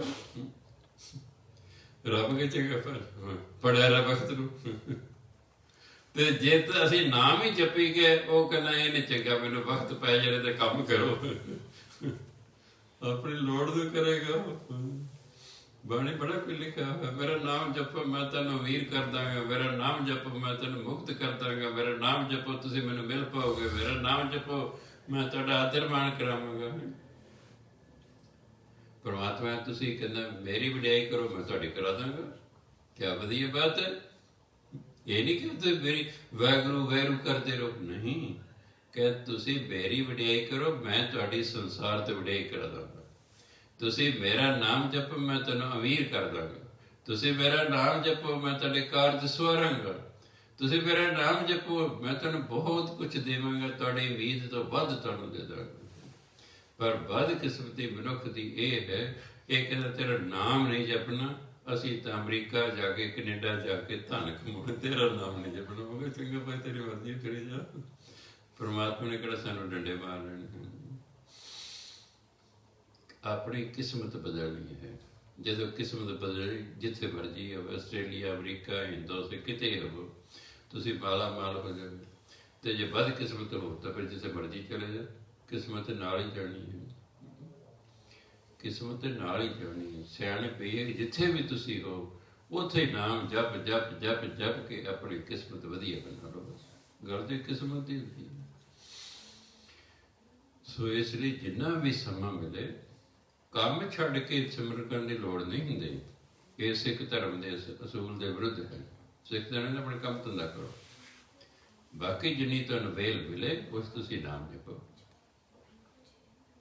ਅੱਗੇ ਕਹਿੰਦੇ, ਫਰੀਦਾ ਬੇਨਿਵਾਜ਼ਾ, ਜੱਜੇ ਦੇ ਪੈਰ ਬਿੰਦੀ ਰੱਖ ਪੜਨੀ, ਜਿਹਨੂੰ ਨਮਾਜ਼ ਕਹਿੰਦੇ ਨੇ। ਜਿਹੜਾ ਹੈ ਅਰਬੀ ਭਾਸ਼ਾ ਦਾ ਸ਼ਬਦ ਹੈ ਨਮਾਜ਼, ਜੱਜੇ ਦੇ ਪੈਰ ਬਿੰਦੀ ਰੱਖ ਕੇ। ਫਰੀਦਾ ਬੇ ਹੁੰਦਾ ਬਿਨਾਂ, ਬੇ ਫਾਰਸੀ ਦਾ ਸ਼ਬਦ ਹੈ ਜਿਹਦਾ ਅਰਥ ਹੈ ਬਿਨਾਂ। ਜਿਵੇਂ ਬੇਅਕਲ, ਇਹ ਤਾਂ ਬੰਦਾ ਬੇਅਕਲ ਹੈ, ਇਹ 'ਚ ਕੋਈ ਅਕਲ ਨਹੀਂ। ਜਿਹਨੂੰ ਤੁਸੀਂ ਬੇਵਕੂਫ ਕਹਿੰਦੇ ਹੋ, ਇਹ ਬੇਵਕੂਫ ਹੈ। ਇਹ ਫਾਰਸੀ ਦੇ ਸ਼ਬਦ ਹੈ ਬੇਵਕੂਫ। ਬਬੇਲਾ ਬੇਵਕੂਫ, ਵਾਹ ਕੱਕਰ ਦਲੈਕੜ ਫਫਾ, ਬੇਵਕੂਫ। ਵਕੂਫ ਹੁੰਦਾ ਅਕਲਮੰਦ, ਅਕਲ। ਬੇ ਮੈਨੇ ਬਿਨਾਂ, ਜਿਹ 'ਚ ਅਕਲ ਹੈ ਨਹੀਂ, ਜਿਹੜਾ ਅਕਲ ਤੋਂ ਬਿਨਾਂ ਹੈ ਉਹਨੂੰ ਕਹਿੰਦੇ, ਆਪਾਂ ਤੇਜ਼ੀ ਕਹਿਣਾ ਬੇਵਕੂਫ। ਆਪਾਂ ਕੀ ਕਹਿਣਾ, ਇਹ ਬੇਵਕੂਫ ਹੈ। ਪਰ ਜਦੋਂ ਲਿਖਣਾ ਪਊਗਾ ਤੁਹਾਨੂੰ ਵੀ ਲਿਖ ਬੇਵਕੂਫ ਨੂੰ, ਤਾਂ ਤੁਸੀਂ ਬੱਬੇ ਲਾ ਫੱਫਾ ਨਹੀਂ ਲਿਖ ਸਕਦੇ, ਉਹ ਗਲਤ ਹੋ ਜਾਊਗਾ। ਬੋਲਦੇ ਆਪਾਂ ਬੇਵਕੂਫ ਹਾਂ, ਲਿਖਣਾ ਪਊਗਾ ਬੇਵਕੂਫ। ਜਦੋਂ ਲਿਖਣਾ ਪਏਗਾ ਤੁਹਾਨੂੰ, ਲਿਖੋ ਜੀ ਬੇਵਕੂਫ, ਫਲਾਣਾ ਬੰਦਾ ਬੇਵਕੂਫ ਹੈ, ਤਾਂ ਤੁਸੀਂ ਆਮ ਤੌਰ 'ਤੇ ਇਹੀ ਲਿਖੋ, ਬੱਬੇ ਲਾ ਬੇ ਫੱਫਾ ਪਾ ਦੋਗੇ, ਕੱਕੇ ਦਲਾਣਾ ਫੱਫਾ, ਬੇਵਕੂਫ। ਆਪਾਂ ਇਹ ਬੋਲਦੇ ਨਾ, ਅਸਲ ਸ਼ਬਦ ਬੇਵਕੂਫ, ਅਕਲ ਤੋਂ ਬਿਨਾਂ। ਜਿਸ 'ਚ ਅਕਲ ਨਾ ਹੋਵੇ ਉਹਨੂੰ ਕਹਿੰਦੇ ਇਹ ਬੇਵਕੂਫ ਹੈ, ਬੇਵਕੂਫ ਹੈ। ਬੇ ਮੈਨੇ ਬਿਨਾਂ। ਬੇਨਵਾਜ਼ਾ, ਹੇ ਨਮਾਜ਼ ਨਾਮ ਪੜ੍ਹਨ ਵਾਲਿਆ, ਕੁੱਤਿਆ। ਦੇਖੋ, ਕਿਸੇ ਨੂੰ ਕੁੱਤਾ ਕਹਿਣਾ ਨਰਾਦਰ ਕਰਨਾ। ਬਾਬਾ ਫਰੀਦ ਸਿੱਧੇ ਲਿਖਿਆ, ਬਈ ਤੂੰ ਨਮਾਜ਼ ਹੀ ਨਾ ਪੜ੍ਹਦਾ, ਤੂੰ ਬੰਦਾ ਥੋੜਾ, ਤੂੰ ਤਾਂ ਕੁੱਤਾ ਹੈ, ਤੂੰ ਤਾਂ ਕਹਿੰਦਾ ਕੁੱਤਾ ਹੈ। ਬੇਨਵਾਜ਼ਾ ਕੁੱਤਿਆ, ਇਹ ਨਾ ਭਲੀ ਰੀਤ, ਕਭੀ ਚੱਲ ਨਾ ਆਇਆ, ਪੰਜੇ ਵਕਤ ਮਸੀਤ। ਵਕਤ ਮੈਨੇ ਵਕਤ, ਕਿਉਂਕਿ ਮੁਸਲਮਾਨ 5 ਵਾਰ ਨਮਾਜ਼ ਪੜ੍ਹਦੇ ਨੇ 24 ਘੰਟੇ। ਜਿਵੇਂ ਆਪਣੀ ਸਵੇਰ ਦੇ ਜਿਹੜੀ ਨਿਤਨੇਮ ਹੈ, ਇਹ 5 ਬਾਣੀਆਂ ਨੇ। ਰਹਿ ਰਸ ਉਦੋਂ ਥੋੜ੍ਹੀ ਹੈ, ਸੋਹਲਾ ਸਾਹਿਬ ਉਦੋਂ ਥੋੜ੍ਹਾ। ਉਹਨਾਂ ਦੀ ਵੀ ਕੋਈ ਨਮਾਜ਼ ਵੱਡੀ ਹੈ, 12-13 ਮਿੰਟ ਦੀ ਹੈ, ਕੋਈ 8 ਮਿੰਟ ਦੀ ਹੈ, ਕੋਈ 10 ਮਿੰਟ ਦੀ ਹੈ। ਇਸ ਪ੍ਰਕਾਰ ਟਾਈਮ ਦੇ ਅਨੁਸਾਰ ਉਹਨਾਂ ਦੀ ਨਮਾਜ਼। ਉਹ 5 ਵਾਰ ਨਮਾਜ਼ ਪੜ੍ਹਦੇ ਨੇ। ਜੇ ਕਿਤੇ ਨੇੜੇ ਮਸੀਤ ਹੋਵੇ ਤਾਂ ਮਸੀਤ ਜਾ ਕੇ ਪੜ੍ਹ ਲੈਂਦੇ ਨੇ, ਜੇ ਨੇੜੇ ਮਸੀਤ ਨਹੀਂ ਤਾਂ ਜਿੱਥੇ ਵੀ ਹੈ ਉੱਥੇ ਪੜ੍ਹ ਲੈਂਦੇ। ਪਰ ਉਹ ਪੜ੍ਹਦੇ ਜ਼ਰੂਰ ਨੇ, ਉਹ ਪੜ੍ਹਦੇ ਜ਼ਰੂਰ। ਸਾਡੇ 7ਵੀਂ 'ਚ ਕੁੜੀ ਪੜ੍ਹਦੇ ਮੁਸਲਮਾਨ, ਮੈਂ ਕੁੜੀ ਤਾਂ ਨਮਾਜ਼ ਪੜ੍ਹਨੀ ਹੁੰਦੀ, ਕਿੱਦਾਂ ਹੁੰਦੀ ਹੈ। ਮੈਂ ਸਾ ਵੱਡਾ ਸਾਰਾ ਟੇਬਲ ਸੀ ਪਿਆ ਹੋਇਆ, ਮੈਂ ਲੈ ਵੇ ਇਹ ਬਹਿ ਜਾਏ ਇਹਦੇ ਉੱਤੇ, ਇੱਕ ਨਮਾਜ਼ ਪੜ੍ਹ ਕੇ ਸੁਣਾ ਮੈਨੂੰ ਪਤਾ ਲੱਗੇ ਵੀ ਕਿਵੇਂ ਸਿੱਟ ਉੱਠ ਕੇ ਬੈਠ ਕੇ ਕਰਦੇ ਨੇ ਮੇਰੇ ਬੰਦੇ। ਉਹ ਜੋ ਇਹਨੇ ਪੜ੍ਹਿਆ ਤਾਂ ਨਹੀਂ ਸੀ ਮੈਨੂੰ, ਕਿਉਂਕਿ ਅਰਬੀ 'ਚ ਸੀ ਨਮਾਜ਼, ਮੈਨੂੰ ਅਰਬੀ ਸਮਝ ਨਹੀਂ ਸੀ ਆ ਰਹੀ ਕੀ ਕਰ ਰਹੀ, ਪਰ ਉਹਨੂੰ ਵੇਖ ਰਿਹਾ ਸੀ। ਮੈਂ ਯਾਰ ਇਹ ਤਾਂ ਦੂਹਰਾ ਫਾਇਦਾ, ਇਹ ਤਾਂ ਐਕਸਰਸਾਈਜ਼ ਹੋ ਰਹੀ ਸਰੀਰ ਦੀ। ਉਹ ਤਾਂ ਚੌਕੜੀ ਮਾਰ ਕੇ ਲੱਗੇ ਰਹਿੰਦੇ। ਹਾਂਜੀ, ਮੈਂ ਤਾਂ ਕਦੇ ਐਂ ਹੁੰਦੇ ਨੇ, ਕਦੇ ਬੈਠਦੇ ਨੇ, ਕਦੇ ਖੜੇ ਹੁੰਦੇ ਨੇ, ਕਦੇ ਕੁਛ ਕਰਦੇ ਨੇ। ਮੈਂ ਜਿੰਨਾ 1 ਘੰਟਾ, ਉਹਨਾਂ ਦੀ 5 ਨਮਾਜ਼ਾਂ ਨੂੰ 1 ਘੰਟਾ ਲੱਗਦਾ ਟੋਟਲ। 1 ਘੰਟੇ ਬੰਦੇ, 1 ਘੰਟਾ ਜਿਸ ਬੰਦੇ ਨੇ ਐਕਸਰਸਾਈਜ਼ ਕਰਨੀ ਹੈ ਤਾਂ ਉਂਝ ਤੰਦਰੁਸਤ ਰਹੂਗਾ। ਨਾਲੇ ਨਮਾਜ਼ ਪੜ੍ਹ ਲਈ, ਨਾਮ ਲੈ ਲੈ, ਪਰ ਨਾਲੇ ਐਕਸਰਸਾਈਜ਼ ਹੋਊਗੀ। ਮੈਂ ਤਾਂ ਦੂਰਾ ਕੰਮ ਹੈ। ਅਸੀਂ ਝੌਂਕੜੀ ਮਾਰ ਕੇ ਬੈਠੇ ਨੇ, ਸਾਡੇ ਤੇ ਐਕਸਰਸਾਈਜ਼ ਕੋਈ ਨਹੀਂ ਹੁੰਦੀ। ਮੈਂ ਆਹ ਤਾਂ ਵਧੀਆ ਮੁਹੰਮਦ ਸਾਹਿਬ ਨੇ ਕੀਤਾ ਵੀ ਨਾਲ ਤੁਹਾਡੀ ਐਕਸਰਸਾਈਜ਼ ਹੀ ਕਰਾਉਣਾ ਮੈਂ, ਤੇ ਨਾਲ ਨਮਾਜ਼ ਪੜ੍ਹੋ। ਹੁਣ ਜੇ ਉਹਨਾਂ ਨੂੰ 5 ਵਕਤ ਨਮਾਜ਼ ਪੜ੍ਹਨ ਦਾ ਹੁਕਮ ਹੈ ਤਾਂ ਸਾਨੂੰ ਫਿਰ 5 ਬਾਣੀਆਂ ਪੜ੍ਹਨ ਦਾ ਹੁਕਮ ਹੈ ਨਾ। ਤੇ ਜੇ ਅਸੀਂ ਨਹੀਂ ਪੜ੍ਹਦੇ ਤੇ ਫਿਰ ਕੁੱਤਾ ਸ਼ਬਦ ਸਾਡੇ ਲਈ ਵੀ ਤਾਂ ਵਰਤਿਆ, ਇਹ ਤਾਂ ਨਹੀਂ ਵੀ ਇਹ ਮੁਸਲਮਾਨ ਲਈ ਵਰਤਿਆ ਹੈ। ਉਹਨੂੰ ਇਸ ਤਰ੍ਹਾਂ ਕੁੱਤਾ ਕਿ ਬੇਨਮਾਜ਼ਾ ਕੁੱਤਿਆ, ਹੇ ਕੁੱਤਿਆ, ਹੇ ਨਮਾਜ਼ ਨਾ ਪੜ੍ਹਨ ਵਾਲਿਆ, ਇਹ ਨਾ ਭਲੀ ਰੀਤ, ਇਹ ਤੇਰਾ ਠੀਕ ਕੰਮ ਨਹੀਂ ਹੈ, ਤੂੰ ਨਮਾਜ਼ ਨਹੀਂ ਪੜ੍ਹਦਾ। ਕभी ਚੱਲ ਨਾ ਆਇਆ, ਤੂੰ ਕਦੇ ਵੀ ਚੱਲ ਕੇ 5 ਵਕਤ ਮਸੀਤ 'ਚ ਨਹੀਂ ਆਇਆ ਨਮਾਜ਼ ਪੜ੍ਹਨ। ਤੂੰ ਕਦਾ ਮੁਸਲਮਾਨ, ਤੂੰ ਕਦਾ ਬੰਦਾ, ਤੂੰ ਤਾਂ ਕੁੱਤਾ ਇੰਨਾ ਤੁਰਕਾਰਿਆ। ਤਾਂ ਹੀ ਸਿੱਖ ਨੂੰ ਹੁਕਮ ਹੈ ਪੰਚਮ ਦਸਮ ਪਾਤਸ਼ਾਹ ਦਾ ਕਿ ਭਾਈ ਜਿਹੜੇ ਅੰਮ੍ਰਿਤਧਾਰੀ ਸਿੰਘ ਨੇ, ਜਿਹੜੇ ਪੜ੍ਹੇ ਹੋਏ ਹਨ, ਉਹਨਾਂ ਨੇ ਨਿਤਨੇਮ ਕਰਨਾ ਹੀ ਕਰਨਾ। ਸੰਤ ਸੀਤਲ ਜੀ ਕਈ ਵਾਰੀ ਕਹਿੰਦੇ ਹੁੰਦੇ ਸੀ, ਕਹਿੰਦੇ ਭਿੰਡਰ ਸਾਹਿਬ ਨਿਤਨੇਮ 'ਚ ਕੋਈ ਛੂਟ ਨਹੀਂ, ਕਿਸੇ ਵੀ ਅੰਮ੍ਰਿਤਧਾਰੀ ਨੂੰ ਨਿਤਨੇਮ 'ਚ ਕੋਈ ਛੂਟ ਨਹੀਂ, ਨਿਤਨੇਮ ਕਰਨਾ ਹੀ ਕਰਨਾ ਉਹਨੇ। ਮੈਂ ਜੇ ਬਿਮਾਰ ਹੋਵੇ ਬੰਦਾ, ਕਹਿੰਦੇ ਕੈਸਟਾਂ ਹੁੰਦੀਆਂ ਅੱਜ ਕੱਲ੍ਹ, ਉਹ ਲਾ ਲਓ, ਲੇਟੇ ਲੇਟੇ ਸੁਣੀ ਜਾਓ। ਇਹ ਤਾਂ ਗੁਰੂ ਮਹਾਰਾਜ ਨੂੰ ਪਤਾ ਮੇਰਾ ਸਿੱਖ ਨਹੀਂ ਬੈਠ ਸਕਦਾ, ਬੁਖਾਰ ਹੈ ਜਾਂ ਹੋਰ ਕੋਈ ਸਮੱਸਿਆ ਹੈ, ਇਹ ਨਹਾ ਵੀ ਨਹੀਂ ਸਕਦਾ ਕਿਸੇ ਕਾਰਨ, ਕਦੇ ਕੋਈ ਗੱਲ ਨਹੀਂ, ਲੇਟੇ ਲੇਟੇ ਸੁਣ ਲਓ। ਕਹਿੰਦੇ ਨਿਤਨੇਮ ਕਰਨਾ ਹੀ ਕਰਨਾ ਹੈ। ਤੇ ਮੈਂ ਕਿਹਾ ਜੀ ਤੁਸੀਂ ਮੈਨੂੰ ਕਿੰਨੇ ਵਾਰੀ ਕਿਹਾ ਵੀ ਮੈਂ ਨਾ 95 ਸਾਲ ਦਾ ਹੋ ਗਿਆ ਹਾਂ, ਹੁਣ ਜੇ ਮੈਂ ਗੁਟਕੇ ਤੋਂ ਬਾਣੀ ਪੜ੍ਹਦਾ ਹਾਂ ਤਾਂ ਮੇਰੇ ਅੱਖਾਂ 'ਚ ਪਾਣੀ ਵਗਦਾ ਹੈ। ਬਿਨਾਂ ਗੁਟਕੇ ਤੋਂ ਬੁਢਾਪੇ ਕਾਰਨ ਮੈਨੂੰ ਬਾਣੀ ਭੁੱਲ ਜਾਂਦੀ ਹੈ। ਫਿਰ ਤੁਸੀਂ ਕੀ ਕਰਦੇ ਹੋ? ਫਿਰ ਸਵੇਰੇ ਜਿਹੜੇ ਇੱਥੇ ਪ੍ਰਕਾਸ਼ ਕਰਨ ਆਉਂਦੇ ਨਾ, ਉਹ ਫਿਰ ਮੈਨੂੰ ਨਿਤਨੇਮ ਸੁਣਾ ਕੇ ਜਾਂਦੇ ਨੇ। ਕਹਿੰਦੇ ਕਈ ਵਾਰੀ ਉਹ ਲੇਟ ਹੋ ਜਾਂਦੇ ਨੇ, ਫਿਰ ਟਾਈਮ ਉਹਦਾ ਟਾਈਮ ਹੋ ਗਿਆ ਨਿਤਨੇਮ ਦਾ। ਕਹਿੰਦੇ ਫਿਰ ਦਸਮ ਪਾਤਸ਼ਾਹ ਹੁੰਦੇ ਨੇ, ਉਹ ਮੈਨੂੰ ਨਿਤਨੇਮ ਸੁਣਾ ਕੇ ਜਾਂਦੇ ਨੇ। ਕਹਿੰਦੇ ਇਸ ਲਈ ਭਿੰਡਰ ਸਾਹਿਬ ਨਿਤਨੇਮ 'ਚ ਕੋਈ ਛੂਟ ਨਹੀਂ। ਇਹ ਸਵੇਰੇ ਜਿਹੜੇ 5 ਬਾਣੀਆਂ, ਸ਼ਾਮ ਨੂੰ ਰਹਿ ਰਸ, ਰਾਤ ਨੂੰ ਸੋਹਲਾ ਸਾਹਿਬ, ਇਹ ਹਰ ਇੱਕ ਅੰਮ੍ਰਿਤਧਾਰੀ ਨੇ ਕਰਨਾ ਹੀ ਕਰਨਾ। ਹਾਂ ਭਾਈ ਜੋ ਨਹੀਂ ਪੜ੍ਹਿਆ ਹੋਇਆ ਫਿਰ ਆਪਣਾ ਵਾਹਿਗੁਰੂ ਵਾਹਿਗੁਰੂ ਕਰੀ, ਉਹ ਤਾਂ ਫਿਰ ਮਜਬੂਰੀ ਹੈ ਨਾ, ਪੜ੍ਹਦੇ ਨਹੀਂ ਆਉਂਦਾ, ਨਹੀਂ ਤੇ ਇਹ 'ਚ ਕਹਿੰਦੇ ਕੋਈ ਛੂਟ ਨਹੀਂ ਹੈਗੀ। ਤਾਂ ਹੀ ਅਗਲੇ ਨੇ ਕਿੰਨਾ ਝਿੜਕਿਆ ਵੀ 5 ਵਕਤ ਤੂੰ ਨਮਾਜ਼ ਪੜ੍ਹਨੇ ਸੀ ਤੇ ਤੂੰ ਤਾਂ ਆਏ ਨਹੀਂ ਕਦੇ ਚੱਲ ਕੇ, ਤੂੰ ਨਮਾਜ਼ ਨਹੀਂ ਪੜ੍ਹਦਾ, ਤੂੰ ਕਦੇ ਬੰਦਾ, ਤੂੰ ਤਾਂ ਕਦੇ ਕੁੱਤਾ ਨਹੀਂ। ਇਹ ਤਾਂ ਬਾਣੀ ਜੇ ਨਾ, ਆਪਾਂ ਕਿਸੇ ਨੂੰ ਕੁੱਤਾ ਕਹਿ ਤੁਹਾਨੂੰ ਫੜ ਲੈ ਕੇ ਸਾਨੂੰ, ਤੂੰ ਕੌਣ ਹੈ ਮੈਨੂੰ ਕੁੱਤਾ ਕਹਿਣਾ, ਫੜ ਲੈਣ ਤੁਹਾਨੂੰ। ਇਹ ਤਾਂ ਸਾਡੇ ਪੇਸ਼ ਨਹੀਂ ਜਾਂਦੇ ਬਾਬਾ ਫਰੀਦ ਵੀ ਤੁਸੀਂ ਕੌਣ ਸਾਨੂੰ ਕੁੱਤੇ ਕਹਿਣ ਵਾਲੇ। ਸੋ ਇਸ ਲਈ ਭਾਈ ਜੇ ਜ਼ਰੂਰ ਜਿਹੜਾ ਹੈ ਆਪਣਾ ਨਿਤਨੇਮ ਕਰੀਦਾ, ਟਾਈਮ ਕੱਢਣਾ, ਔਖੇ ਕੱਢੋ ਸੌਖੇ ਕੱਢੋ, ਫਿਰ ਗੁਰੂ ਮਹਾਰਾਜ ਹੌਲੀ ਹੌਲੀ ਕਿਰਪਾ ਕਰ ਸਕਦੇ ਹਨ। ਹੁਣ ਪਤਾ ਲੱਗਦਾ ਮੇਰਾ ਸਿੱਖ ਵਾਕਿਆ ਹੀ ਦਿਲੋਂ ਚਾਹੁੰਦਾ ਹੈ, ਪਰ ਇਹਦੀ ਕੋਈ ਮਜਬੂਰੀ ਹੈ ਵੀ ਇਹਦੇ ਕੋਲ ਟਾਈਮ ਜੇ ਘੱਟ ਹੈ, ਕੁਛ ਵੀ ਹੈ, ਉਹ ਪਰਮਾਤਮਾ ਆਪੇ ਵੇਖ ਦੇਵੇਗਾ। ਉਹ ਸਾਡੀ ਨੀਅਤ ਵੇਖਦਾ। ਘਰ ਹੀ ਬੈਠਿਆ ਸ਼ਹਿ ਮਿਲੇ ਜੇ ਨੀਅਤ ਰਾਸ ਕਰੇ। ਜੇ ਸਾਡੀ ਨੀਅਤ ਠੀਕ ਹੈ ਨਾ ਤੇ ਘਰ ਬੈਠੇ ਰੱਬ ਨੂੰ ਮਿਲ ਜਾਣਗੇ।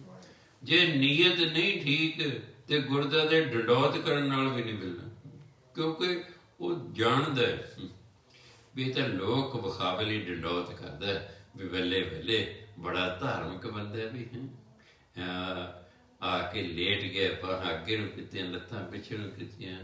ਕਈ ਵਾਰੀ ਹਿੰਦੂ ਵੀ ਜਿਹੜੇ ਸੁੱਖ ਲੈਂਦੇ ਨੇ, ਸਾਡੇ ਘਰ ਪੁੱਤਰ ਹੋ ਜਾਏ ਜੀ ਅਸੀਂ ਡੰਡੌਤ ਕਰਦੇ ਆਵਾਂਗੇ। ਇਹਨਾਂ ਮਿੱਥਿਆਂ ਦੇ ਵੀ ਏਡੀ ਦੂਰੋਂ ਅਸੀਂ ਡੰਡੌਤ ਕਰਨੀ। ਮੈਂ ਦੇਖਿਆ ਕਾਲੀ ਦੇਵੀ ਜਾਂਦੇ ਕਿ ਲੋਕ ਡੰਡੌਤ ਕਰਦੇ ਜਾਂਦੇ, ਇੱਥੇ ਡੰਡੌਤ ਕੀਤੀ, ਫਿਰ ਨਿਸ਼ਾਨੀ ਲਾ ਲਈ ਉਂਗਲ ਨਾਲ, ਫਿਰ ਖੜੇ ਹੁੰਦੇ ਨੇ, ਫਿਰ ਉੱਥੇ ਜਾ ਕੇ ਲੇਟ ਜਾਂਦੇ ਨੇ, ਫਿਰ ਨਿਸ਼ਾਨੀ ਲਾ ਐਂ ਤੱਕ ਜਾਂਦੇ ਨੇ। ਉਹ ਆਪਣੀ ਸੁਖਣਾ ਪੂਰੀ ਕਰਦੇ ਨੇ ਜੋ ਸੁੱਖਿਆ ਹੁੰਦਾ ਉਹਨਾਂ ਨੂੰ। ਇਸ ਲਈ ਭਾਈ ਜੇ ਉਹਨਾਂ ਲਈ ਜ਼ਰੂਰੀ ਹੈ ਨਾ 5 ਵਕਤ ਮਸੀਹ 'ਚ ਆ ਕੇ ਨਮਾਜ਼ ਪੜ੍ਹਨਾ, ਤਾਂ ਸਾਡੇ ਲਈ ਵੀ ਨਿਤਨੇਮ ਕਰਨਾ ਜਿਹੜਾ ਜ਼ਰੂਰੀ ਹੈ। ਬਹਾਨੇ ਬਣੇ ਨਹੀਂ ਬਣਾਉਣੇ।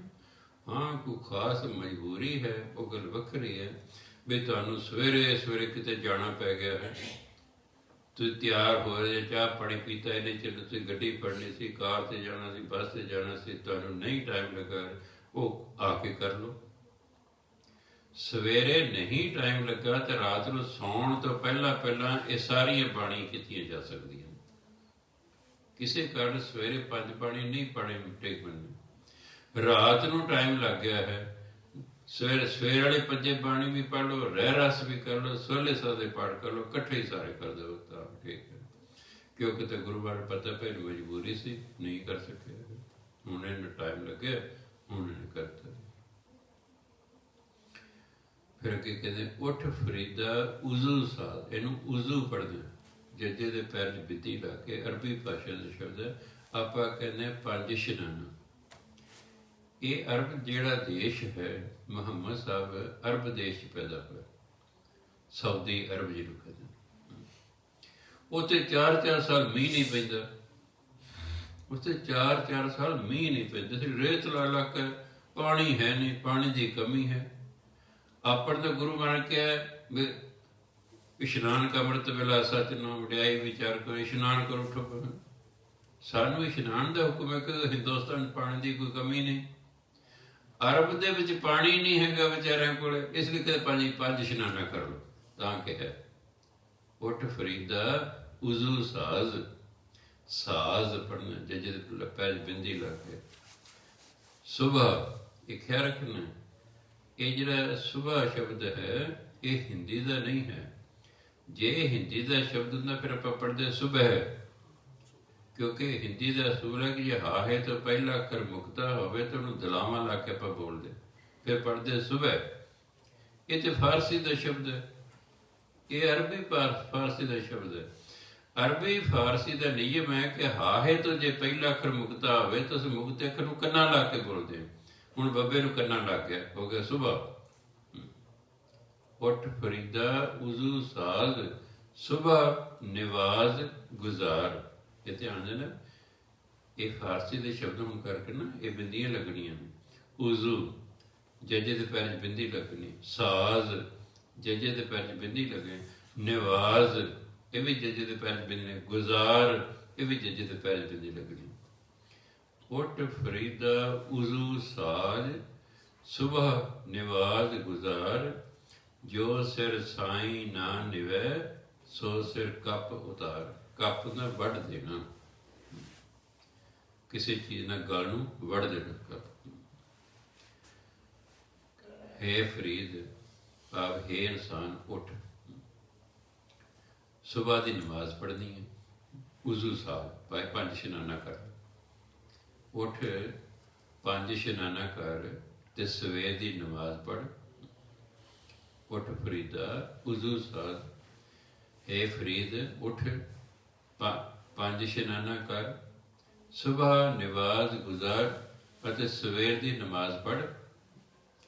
ਜੋ ਸਿਰ ਸਾਈਂ ਨਾ ਨਿਵੈ, ਜਿਹੜਾ ਸਿਰ ਪਰਮਾਤਮਾ ਦੇ ਅੱਗੇ ਨਹੀਂ ਝੁਕਦਾ ਸੋ ਸਿਰ ਕੱਪ ਉਤਾਰ, ਉਸ ਸਿਰ ਨੂੰ ਤੂੰ ਵੱਢ ਕੇ ਸੁੱਟ ਦੇ। ਕਹਿੰਦੇ ਕਿਆ ਕਰੋ ਉਸ ਸਿਰ ਤੋਂ ਜਿਹੜਾ ਪਰਮਾਤਮਾ ਦੀ ਯਾਦ 'ਚ ਝੁਕਦਾ ਹੀ ਨਹੀਂ,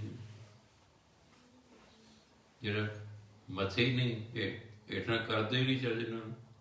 ਚਲੋ ਇੱਕ ਤਾਂ ਲੱਕ ਦੁਖਦਾ ਹੈ, ਗੋਡੇ ਦੁਖਦੇ ਨੇ, ਉਹ ਤੇ ਮਜਬੂਰੀ ਹੈ। ਇੱਕ ਲੱਕ ਵੀ ਠੀਕ ਹੈ, ਗੋਡੇ ਵੀ ਠੀਕ ਨੇ, ਫੇਰ ਵੀ ਬੰਦਾ ਸਿਰ ਨੂੰ ਚੰਗੀ ਤਰ੍ਹਾਂ ਨਹੀਂ ਝੁਕਾਉਂਦਾ ਹੈ। ਹੁਣ ਵੱਡਾ ਵੀ ਸਰਦਨਾ ਕਰਕੇ ਨਹੀਂ, ਅੰਦਰ ਜੇ ਸਤਿਕਾਰ ਹੋਵੇ ਨਾ ਗੁਰੂ ਪ੍ਰਤੀ, ਗੱਲ ਤੇ ਸਤਿਕਾਰ ਦੀ ਹੈ ਵੀ ਮਨ 'ਚ ਪਿਆਰ ਸਤਿਕਾਰ ਹੈ ਤਾਂ ਕਹਿੰਦੇ ਜਿਹੜਾ ਸਿਰ ਪਰਮਾਤਮਾ ਦੇ ਅੱਗੇ ਨਹੀਂ ਝੁਕਦਾ ਉਸ ਸਿਰ ਨੂੰ ਵੱਢ ਕੇ ਸੁੱਟ ਦੇਣਾ ਚਾਹੀਦਾ। ਕੱਪ ਉਤਾਰ ਵੱਢ ਕੇ ਤੇ ਸੁੱਟ ਦੇ। ਉਸ ਸਿਰ ਦਾ ਕੀ ਕਰਨਾ ਕਹਿੰਦੇ ਜਿਹੜਾ ਪਰਮਾਤਮਾ ਦੇ ਅੱਗੇ ਝੁਕਦਾ ਹੀ ਨਹੀਂ ਹੈ। ਸੋ ਇੱਕ ਵਾਰ ਤੈਨੂੰ ਜਦ ਬਾਣੀ ਬੰਦਾ ਧਿਆਨ ਨਾਲ ਪੜ੍ਹਦਾ, ਬਾਣੀ ਇੱਕ ਵਾਰ ਤਾਂ ਹਿਲਾ ਕੇ ਰੱਖ ਦਿੰਦੀ ਹੈ, ਕਿੰਨਾ ਕਿੰਨਾ ਕਿਹਾ। ਫਿਰ ਅੱਗੇ ਫਿਰ ਕਹਿੰਦੇ ਜੋ ਸਿਰ ਸਾਈਂ ਨਾ ਨਿਵੈ ਸੋ ਸਿਰ ਕੀਜੈ ਕਾਈ, ਕੁੰਨੇ ਹੇਠ ਜਲਾਈਐ ਬਾਲਣ ਸੰਦੈ ਥਾਂ। ਜੋ ਸਿਰ ਸਾਈਂ ਨਾ ਨਿਵੈ, ਜਿਹੜਾ ਸਿਰ ਰੱਬ ਅੱਗੇ ਨਹੀਂ ਝੁਕਦਾ ਸੋ ਸਿਰ ਕੀਜੈ ਕਾਇ ਕਾਇ ਕੀ, ਉਸ ਸਿਰ ਦਾ ਕੀ ਕਰੀਏ? ਜਿਹੜਾ ਸਿਰ ਪਰਮਾਤਮਾ ਦੇ ਅੱਗੇ ਨਹੀਂ ਝੁਕਦਾ, ਸਾਈਂ ਮਾਰਗ ਦੇ ਅੱਗੇ ਨਹੀਂ ਝੁਕਦਾ, ਉਸ ਸਿਰ ਦਾ ਕੀ ਕਰੀਏ?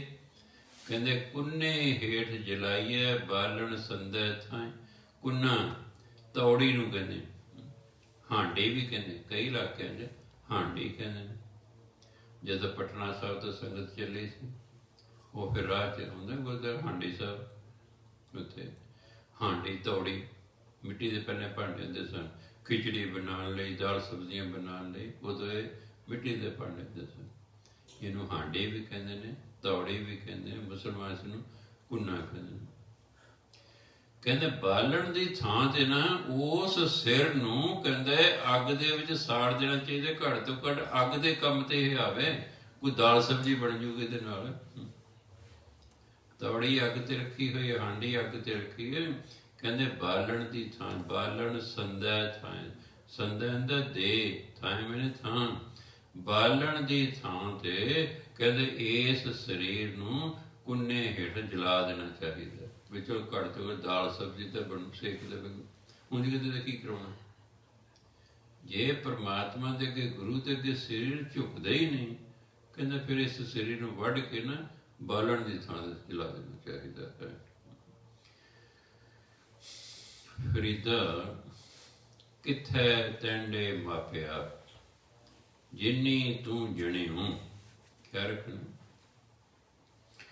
ਜੇ ਹਾਹੇ ਨੂੰ ਸਿਹਾਰੀ ਤੋਂ ਪਹਿਲਾਂ ਦੇਖਣ ਨੂੰ ਹੋੜਾ ਲੱਗਾ ਹੋਵੇ ਜਾਂ ਔਂਕੜ ਲੱਗਾ ਹੋਵੇ, ਫਿਰ ਹਾਹੇ ਦੀ ਸਿਹਾਰੀ ਨਹੀਂ ਬੋਲਦੀ। ਹੁਣ ਹਾਹੇ ਤੋਂ ਪਹਿਲਾਂ ਊੜੇ ਦਾ ਮੂੰਹ ਖੁੱਲ੍ਹਾ, ਇਹਦੇ ਵਿੱਚ ਊੜੇ ਤੇ ਹੋੜਾ ਲੱਗਾ ਹੋਇਆ। ਉਂਝ ਊੜੇ ਤੇ ਹੋੜਾ ਨਹੀਂ ਲੱਗਦਾ, ਹੋੜਾ ਦੀ ਆਵਾਜ਼ ਕਰਨੀ, ਊੜੇ ਦਾ ਮੂੰਹ ਖੁੱਲ੍ਹਾ ਕਰ ਦਿੰਦੇ, ਉਹ ਉਹਦੀ ਆਵਾਜ਼ ਦੇਣੀ, ਹੋੜੇ ਦੀ ਆਵਾਜ਼ ਦੇਣੀ। ਹੁਣ ਹਾਹੇ ਤੋਂ ਪਹਿਲਾਂ ਊੜੇ ਤੇ ਹੋੜਾ ਲੱਗਾ ਹੋਇਆ, ਇਸ ਲਈ ਹਾਹੇ ਦੀ ਸਿਹਾਰੀ ਨਹੀਂ ਬੋਲੀ ਜਾਵੇਗੀ।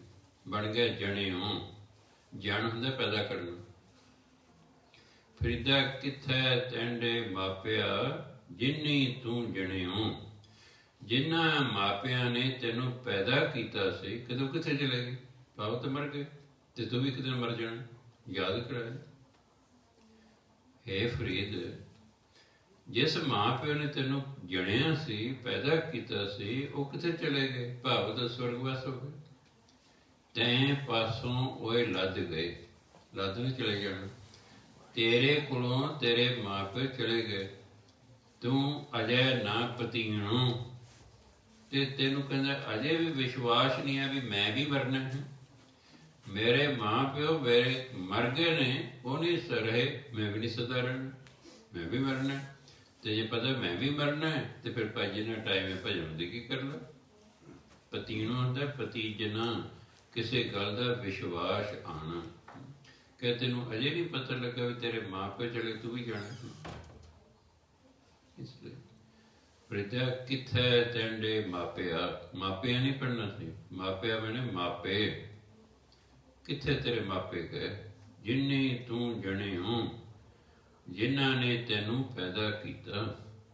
ਤੈਂ ਪਾਸੋਂ ਓਏ ਲੱਦ ਗਏ, ਤੇਰੇ ਕੋਲੋਂ ਉਹ ਚਲੇ ਗਏ ਹਨ। ਤੂੰ ਅਜੇ ਨਾ ਪਤੀਣੋ, ਤੇ ਤੈਨੂੰ ਅਜੇ ਵੀ ਕਹਿੰਦਾ ਭਤੀਜਿਆ ਨਹੀਂ ਤੂੰ, ਅਜੇ ਵੀ ਤੈਨੂੰ ਵਿਸ਼ਵਾਸ ਨਹੀਂ ਆਇਆ ਕਿ ਤੂੰ ਵੀ ਜਾਣਾ। ਕਹਿੰਦੇ ਇੱਥੇ ਵਿਸ਼ਵਾਸ ਨਹੀਂ ਵੀ ਤੂੰ ਵੀ ਜਾਣਾ, ਜੇ ਉਹ ਚਲੇ ਗਏ ਤੂੰ ਵੀ ਚਲੇ ਜਾਣਾ।